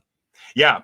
Well, they were trying to get, by now they had a hard on for me because I already called the Triad Godfather and I called him a bitch and all this other shit. And I put his picture out there. So at this point it was a vendetta and they wanted to get me in a clever way. And one of the things that they did, I always seem to get out of Dodge right in time. Like in 2014, I caught her doing some shit on her phone and I realized that I was really hacked again. So I called United and I said, hey, when's the next ticket leaving? They're like, oh, it's leaving in 2 days or something, at 8 a.m. I'm like, okay, cool. So then I told my ex, I said, listen, and I said, okay, you came back. You had froze for a second. You back. Okay. So I said, we're going to a hotel tomorrow because we were staying at her sister's house out in East Bumfuck, and far out in the sticks in Vietnam. And I said, and she's like, oh, well, can you take my cousin to the bus stop at 1 a.m? And I'm like, fuck no, I ain't taking your cousin to the bus stop. Dude, they wanted to fucking kill me that night. If I would have took her cousin to the bus stop, I'd have been dead. So I didn't take the cousin. I went to a hotel during the day the next day, and I got the hell out of there again with my son. And it was just insane. And as recently as a year and a half ago, they knew where I was driving. I went to a friend's house here in Pennsylvania to go to a football game. And on the way back, I took this back road that was the quickest way to get to my house. But these jerk-offs knew it. I mean, because Google Maps says this is the way to go. And this road only had one car every 5 minutes. Right when I was coming up on this bend, and I really pay attention when I'm driving, I'm looking. I didn't see anything on the road. I didn't even feel myself run anything over. I just felt my wheel get loose like really quick. And I had to hard left and overcorrect to make the bend. And I missed hitting a telephone pole by like 6 inches, right? So I had a flat tire. I pull over. I go to change the tire, and the sidewall was blown out. They somehow had something on the side of the road that shot out like a harpoon and blew my sidewall out 10 yards before this bend where there was a big ass telephone pole. And if I didn't overcorrect big time, I had a Yukon at the time, and I had like big 22-inch wheels on it, or 22 or 20, whatever it came with the factory, like bigger ones with the factory. Okay. And thank God it was like sort of low to the ground and it handled really well. And I was able to steer through it. But I mean, I could have went right into a telephone pole, and I mean, it would have been a disaster. And then there's like where I live at now, it's like they have some bitch that lives in my building. And anytime I come home, this ugly bitch, I call her Cece, which is short for Cambodian cunt. And she, dude, this bitch is ugly as hell. I got a picture of her on the website, of course. And so anytime me or my girlfriend comes home, she just happens to be walking out the front door as we're pulling up. But you can't see us pull up until we're 50 yards away. And she lives in a downstairs apartment, so there's no way she could be looking out the window, see us, and then get her fat ass out and get outside before we get there. There's no way she can do it. And the thing they're doing, they're trying to play head games with me. The thing they're doing is they're trying to they know where I'm at by my cell phone, because your cell phone bounces off at different cell phone towers wherever you drive. So anytime I go to the gym or if I go somewhere, I go from cell phone tower to cell phone tower. So their hackers are able to know when I hit the cell phone tower closest to my house. And then this bitch gets some kind of message or something, and she probably says, hey, he's coming home, and she just happens to be walking out. And they know that I have a little bit of a temper, so I think they're trying to get me to freak on the bitch and maybe get me arrested. That's the game they're trying to play. But I just ignore, so it's just, I'm getting better in my old age with that stuff, Good deal. But it's, that's, there's, one more thing. If you're in a situation like me, with the I heard you talk about Hurricane Amazon. That was pretty funny the other day. Hurricane Amazon. I used to get Hurricane Amazon, but anything I'd order would be fucking hacked. Like I ordered iPhone cables, like 3 of them for $10. They showed up. I'd plug the cable in, and my phone would say, "Do you want to trust this new device?" And I'm thinking, I'm just plugged into a fucking charger. Why is it seeing this as a computer? These guys are so damn clever. They have the technology where they can have some rogue type of code run inside what looks like a regular charging cable, but there's something in there that it executes and takes over your phone. I also bought some key fobs. I wanted to get an extra key made for my car. I bought the key fobs on eBay. I get them. I go to the Infiniti dealership, and the guy's like, "Dude, we don't know what happened, but not only does your first we can't get this key fob to work, but your first key fob's not working either unless you push it into the damn dash first." So they somehow got a hold of these key fobs. They probably have these triads. They're connected worldwide. They probably have people at UPS, people everywhere. They switched them out, and they put some type of virus inside the key fob that was meant to do something, and it fried one of my electrical components in the car.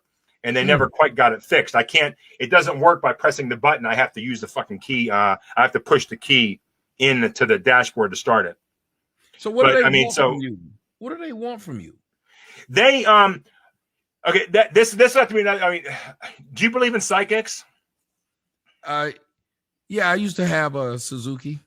Wait a minute, what'd you say? Do you believe in psychics, like psychic mediums? Oh, it's a sidekick. I'm sorry. That's what you said. Yeah, I know you believe in side bitches, but I'm talking about psychics. but yeah, I actually to an extent believe in them. Just awesome! I'm glad that you're at least. I'm glad you're at least sniffing the air in that direction. Okay, so in 2016, I was trying to make everything. I used to make money really easy my whole life. And I got this new product, and I closed a deal with this huge with Finley Automotive Group in Vegas, 27 dealerships. It would have made me $1.6 million a year. The deal was done. They said yes, everything was cool. 2 days later, the guy out of nowhere sends me an email. We got to pass. I'm like, what? So, and every time I advertised, I couldn't get people to call me back. Everything just went to shit. And I was talking to an old friend. And I said, dude, I don't know. And I didn't really believe in this shit. I said, dude, I don't know why, but I think my ex put a curse on me. He's like, oh my God, I know this girl. She had a curse on her, and she talked to this lady. This lady helped her out, and this and that. I'm like, So I'm like, okay, whatever. I said, can you give me the girl's phone number? So I call the girl, and she brags about this famous French psychic that's like $300 an hour, right? But she's like famous over in France. And supposedly she can talk to your dead loved ones, right? So I call her. So I'm like, okay, even though I'm running out of money, I'll risk $300 to try anything, right? So I call her. I make an appointment. She doesn't know me from Adam, and I'm like hiding from these assholes. So everything I have is in different names. I have like PayPal accounts and other people's names. Like nothing's in my name. I'm always trying to hide and try to get away from these jerk offs. So I sent her a PayPal payment that was under some company, not even my name, nothing but to do with me. She didn't know my last name. All she knew was my name was Eddie, right? And I'm like, so the day, and she said, send me pictures of a couple of dead loved ones that you wanted me to try to reach. And she said, but I got to warn you. She said, I usually don't connect on the first try. Sometimes it takes me 5 or 6 sessions. Sometimes I never reach them. And I'm like, okay, well, but she said, but don't worry. If I can't reach your dead loved ones, she said, I can give you other value. I can do some card readings and some horoscope shit. And I'm like, okay, that's fine. That's fine. So she was really honest with me. So the second I call her up on the appointment day, the first thing she says is she's like, I got your grandmother here with me. And like right away. And I'm like, okay, cool. Looks like I'm gonna get my money's worth if this is real, but I still didn't believe it. And she said, your grandmother was really sad when you were in Vietnam because it reminded her of when she was young and lived in another state. So my first thought was, I'm like, okay, the girl I talked to, I didn't tell her I was in Vietnam that hooked me up with this psychic, but the guy that knew her knew I was in Vietnam. So maybe he talked to her, maybe she talked to the psychic and said I was in Vietnam. So I didn't get too impressed, but I was a little unimpressed because I said to her, I said, my grandmother never lived in another state. She lived in Pennsylvania until she died. And she said, no, she lived in another state when she was younger for a little bit. I'm like, no, she didn't. She's like, yes, she did. I'm like, no, she didn't. And then I thought, and I'm like, oh my God, my grandmother ran away and lived in Detroit for a year before she married my grandfather and had my dad back in 1942. But if she lived in Detroit, then I can understand why she felt like she had some kinship with you being in Vietnam, because they're kind of the same. I can see why that makes perfect sense now. So the psychic was able to put you on to some stuff that you probably never thought about, right? Well, the psychic argued with me and told me that I was wrong, and she was right. It took me a couple minutes to remember that my grandmother did run away with my grandfather in 1942 before my dad was born to marry my grandfather because my great grandmother didn't approve of my grandfather at the time. And this was in 1942. So they're not doing that. So then I'm thinking, well, I'm like, shit, I never told anybody this. It's like some mundane fact. Like, why would I tell anybody? But here's what really got me, Tommy. And I fucking literally, my heart like fell out of me. And I was like, just in instant shock, instant shame, instant everything. She said to me, she said, your grandmother told me that your ex was raped by her father, her grandfather, and 3 of her 8 uncles starting at 5 years old. Okay. Now, guess what happened in 2011? And I never told anybody.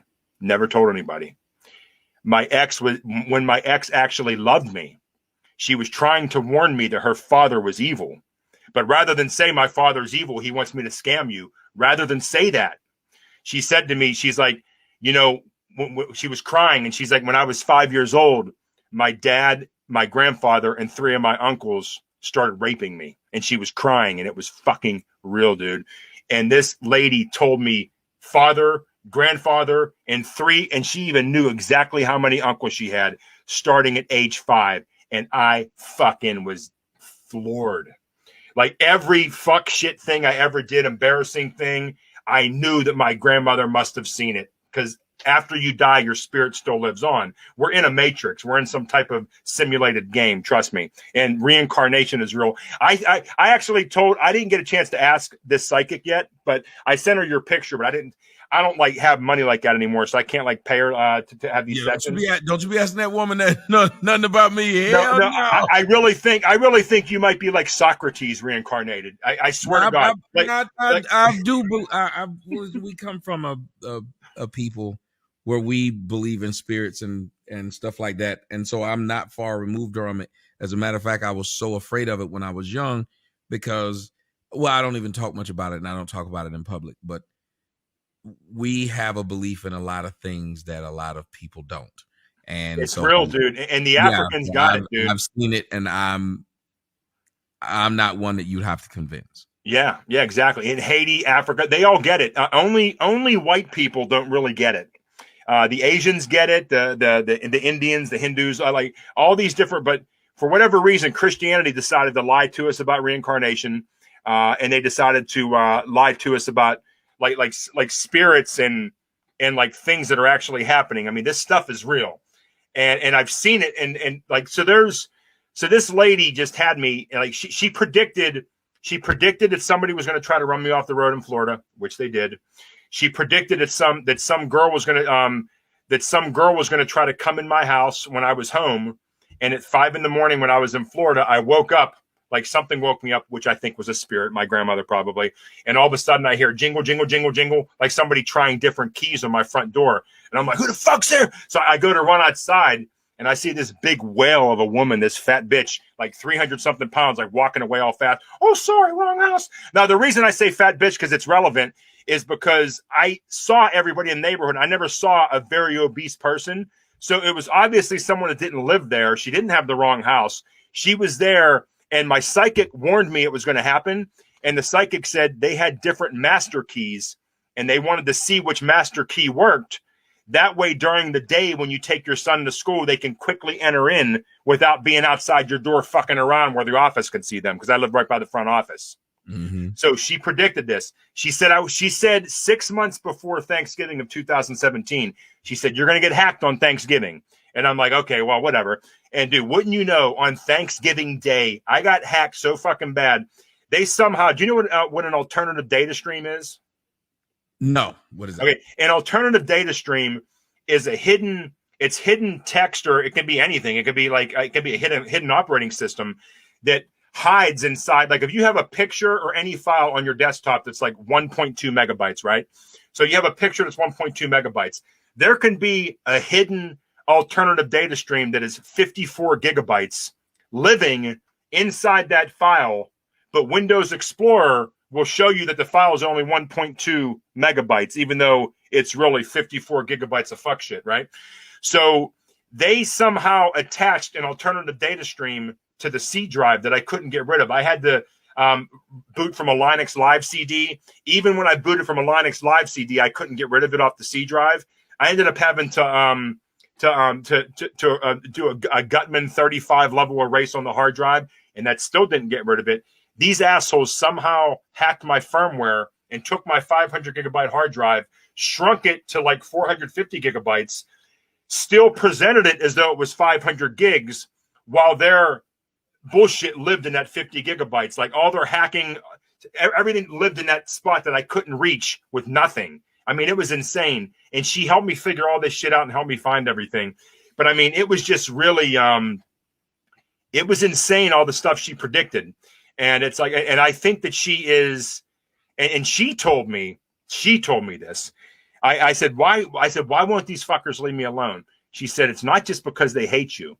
She said, they went to she said the triads went to their own psychic, and the psychic told them this guy is going to have a huge series on HBO or Netflix or something someday, and he's going to expose all you and all your business practices and everything else. So that is why they're coming after me so much. And the crazy part is, dude, I've seen my ex did black magic on me.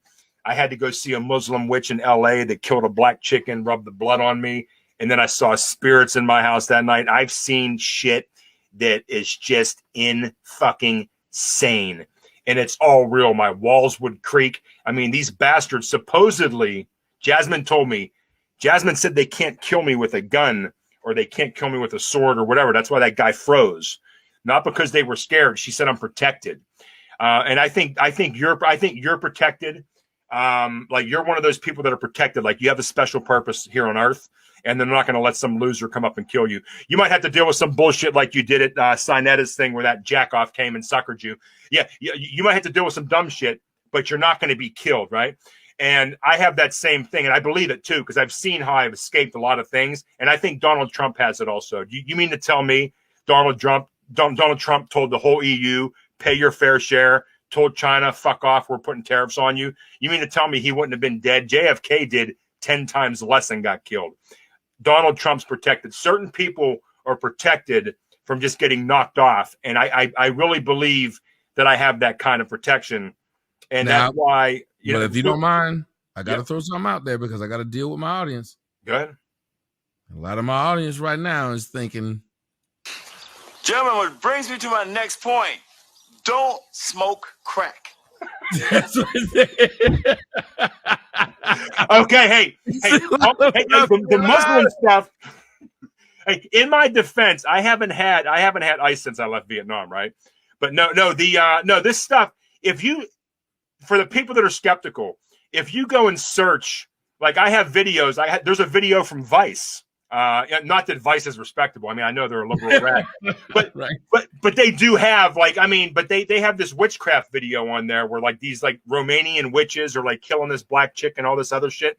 Anything that I talk about, you can go find hundreds of examples from all around the world of the same shit happening. So you have to ask yourself the question: are all these people wrong, or is there some truth about all this stuff that's going on? You know what I mean? And that's where I tell people to open their mind and maybe, and I have the psychic, I have over 3 hours of audio snippets of her explaining stuff on the website. So, and another thing that she did, Tommy, she predicted I was going to need a root canal on my number 15 molar. She said, you're going to need a root canal in the next couple of months. Your number 15, I said, which tooth is it? And I sent her a tooth chart, 1, 2, 3, 4, 5. And she said, it's a number 15. And because I texted her the picture. I said, okay. So I went to the dentist. Now, I'm not dumb. I didn't say to the dentist, hey, a psychic said I'm going to have a tooth problem. So I went there and I said, hey, dude, when I eat ice cream, this fucking number 15 tooth is killing me. So he took x-rays. But in the audio, you'll see, she says, you're going to go to the dentist and he's not going to find it right away. She said, but you're going to have a problem a few months after that. So I go to the dentist. He doesn't find it. Wouldn't you know, 2 months later, I get a toothache from hell. I go to the dentist. He's like, oh, number 15 has a cavity. He starts drilling the cavity. 20 minutes later, he's like, you know what? I'm already into the root. We got to do a root canal. I just can't fill this cavity. He does the root canal. I have all this in the audio recording. I have all this. What exactly is a root canal? Because I've never had one. Oh, I hear it, and it sounds scary, and a lot of people say they don't want them. I know my daughter is having her for the teeth you don't need in the back of the mouth pulled, but that's not a root canal. Yeah, that's not that bad. That what she's getting, that shouldn't be that bad unless they're impacted. I'm like sort of like a semi-pro dentist after this. Oh, she got 2 of them that look like it, like right when Mike Tyson punch out come on when the gloves hit. Are they very visible though, or are they impacted? Yes, I can show you the side of it. Scared me. Okay, they'll be able to pull that. Should not be a problem then. They can pull those out pretty easy. Okay. But a root canal is when you have the tooth. A tooth is like it's a live organ. I mean, it's like you don't think of it as an organ, but it has like tissue in there with nerves and everything else. So whenever the good news is black people don't need root canals that much because black people, my dentist told me, have a lot more enamel. That's why black people have whiter teeth. So black people are blessed there. You have better teeth and you have less dental problems as a result. And it's like, your teeth aren't as good as that other guy smiling the other day, Tommy. But you're pretty good. No. We have stronger teeth because we had to bite lions. We had to run them down and bite them. That's why we got your Usain Bolts and things like that because it was different for us. Yeah. So but a tooth, you got to get the tooth. Whenever you get a cavity that goes too far in where it hits the root, you start getting really bad tooth pain. So they have to like drill into the tooth, and usually each tooth has 3 or 4 roots that go way up in. They have to numb you, drill into the tooth, expose those roots, and then reach up there with some shit that like they twist and like they basically get all the root out of there. And then once they get the root out of there, they fill the root, and then they have to put a crown on your tooth because your tooth will turn gray and look like shit. And that's when you have to get a crown. Usually that's about $2,000 to get the root canal and the crown. It's about a $2,000 process. See, and that tells you a lot and he's telling the truth about teeth and black people because one of our best movies is called Roots, and we all kings, and kings need a crown. So there you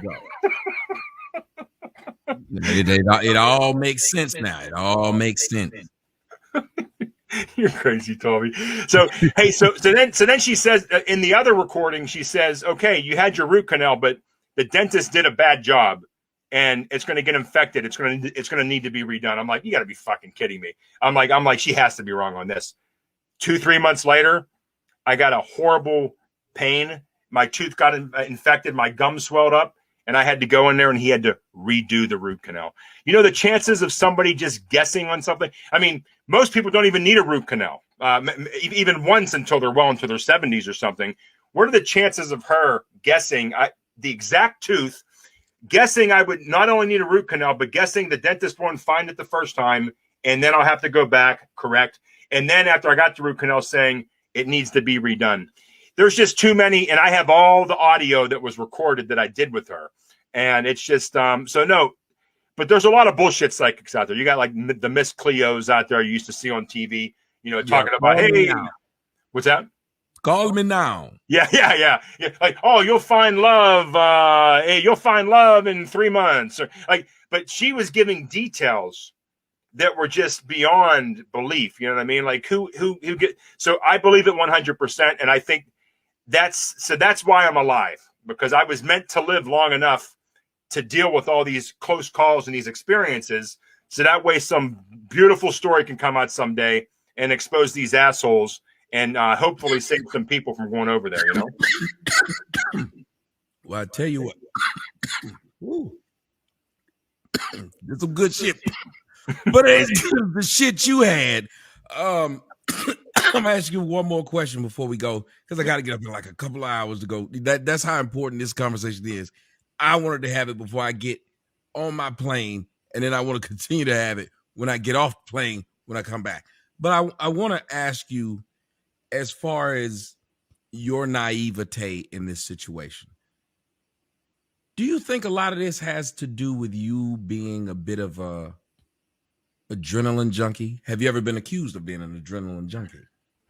I think I probably am a little bit. No, I don't like to jump off planes. I have driven 4 different cars, 155 to 160 miles an hour on the freeway. And a motorcycle once, 148 on the motorcycle when I was 16.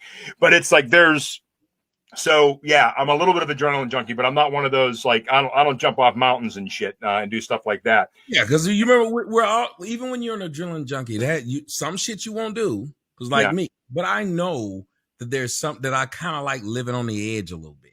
Oh, I love living on the edge. Well, not as much anymore, because my son's 10 years old now.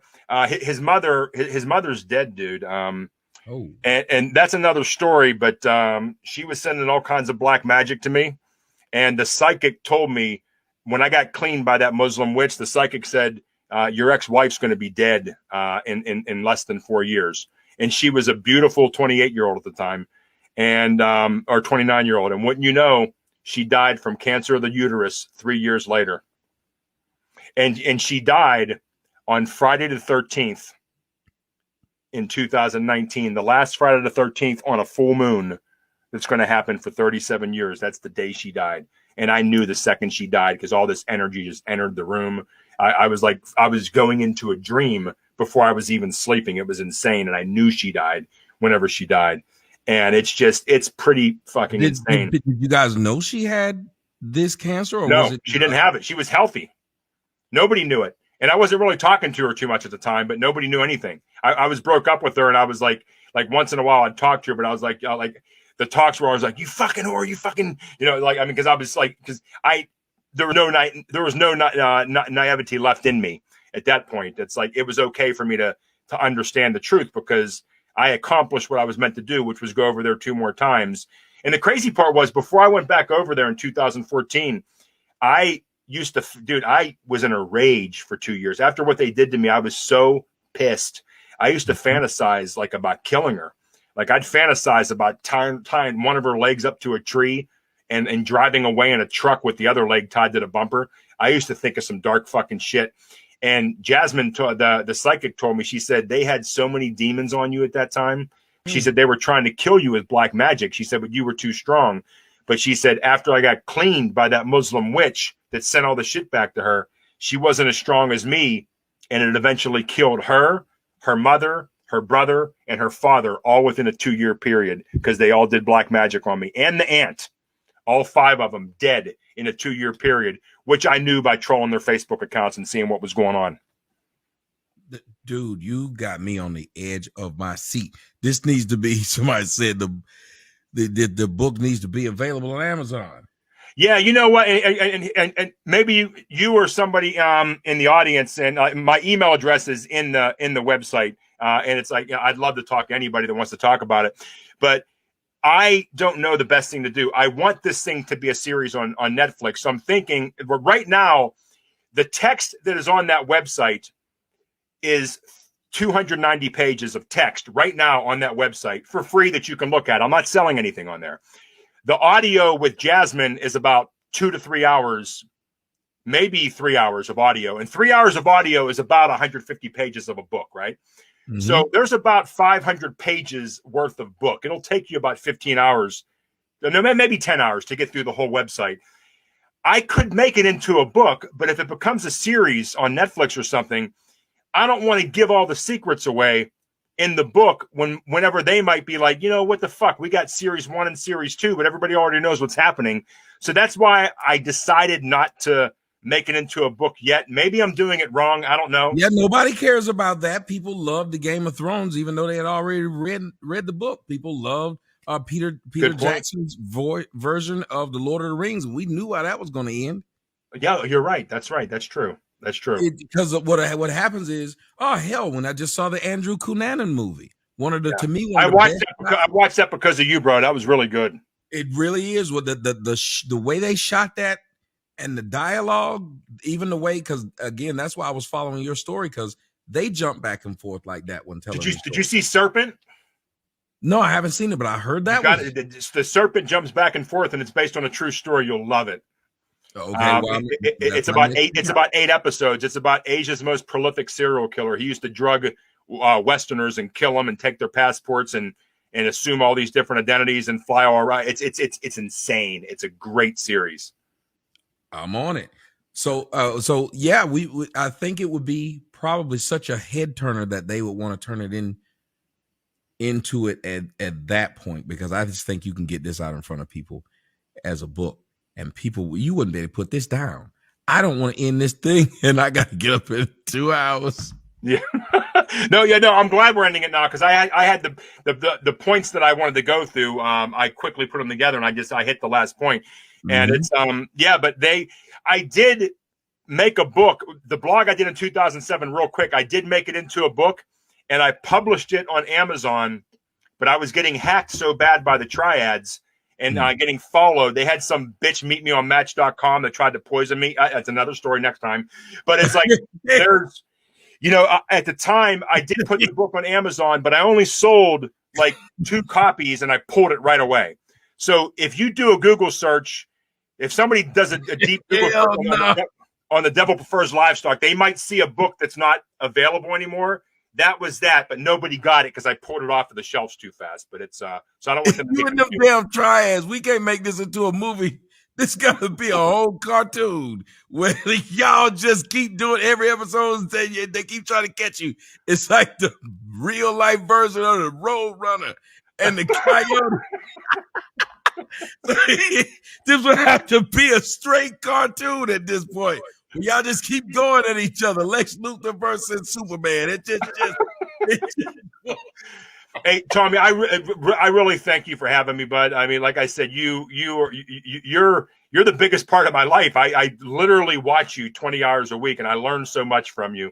And it's like, and I have a few friends. This one lady that I know, she's like 70 years old, and I'm cool with her for some reason. My psychic told me that she was my wife 300 years ago in a past life, whatever. But it's like, I send, and she's a big Trump supporter, but I send her your videos, and she's like, he's too damn juvenile, Eddie. I said, hey, put the juvenile. I said, don't pay attention to the juvenile stuff. I said, he's part Socrates, part court gesture, And I said, he's really brilliant. I said, don't worry about the juvenile stuff. That's there for entertainment, which I love, dude. Your juvenile shit is that's some of the best stuff. But I try to turn you on to old people. It doesn't always work. Oh, I was actually very hurt when you said that. She said he's juvenile. Oh, Well, everybody calls me the same thing, and I'm 5 years older than you, dude. So it's like, and everybody thinks I'm like this. Friggin', I got to grow up. You know what I mean? when you 5 years older than me, I'm really living hard, boy. God, dog. I'm really living hard. I gotta start taking some testosterone or some shit. You should never tell the audience that you just Oh, make come on, dude. You look great. You don't even work out, and you look great. You know what I mean? All I do is look like I can move some things around, but that's it. Yeah. You could work out for 1 week and you'd be ripped. You know, it's like you got those good genes. I got to go to the gym 90 minutes every damn day to keep it together. You know? I couldn't even. I can be the gym. I believe I tried to run my trash down to the trash can. When I got out there, I was so tired. I can't believe I was that far out of shape. I said if I was in the Friday the 13th movie, if Jason ran after me, I'd just quit. I'd just be like, you know what? That is real far to get over to that barn. So just go ahead and do whatever you're going to do. I couldn't believe I was that tired. Yeah. Oh, no, it's bad. Like, whenever you haven't worked out in a while, it's pretty bad. You can get out of breath pretty quick, you know? Oof. Yeah, it's Well, I tell you what, Edward, we're gonna do this again when I come back. Y'all, we gotta be prepared. We're gonna start with when we come back, we're gonna start with your child's mom who passed away. We're gonna stay on the spirituality of it all. And we're gonna see exactly where you've gotten from that, like where you are now. And I guess how you got from there to where you are now and what's different about your mindset. What are some of the things that factored into it? I think. You know what? And people, if they're going to go look at the site, I'm sure there'll be a lot of questions too. It's going to, by the next time I talk to you, you know? Yes, that would be perfect. And any of you guys, if you heard that, when you go over to the website, you see it over there on the top. It's called thedevilprefers.com. When you go over there, all the things you see, all the things you read, come back, throw me some questions. I'll ask them live. Or you guys can just remember, come back and ask your questions. I'll read them. But yeah, throw them to me live. I'll ask right on the air. Awesome. Hey, Edward, thanks, bro. Coming up to the show, man. We got to do have a safe trip tomorrow. All right, thank you so much. Hey.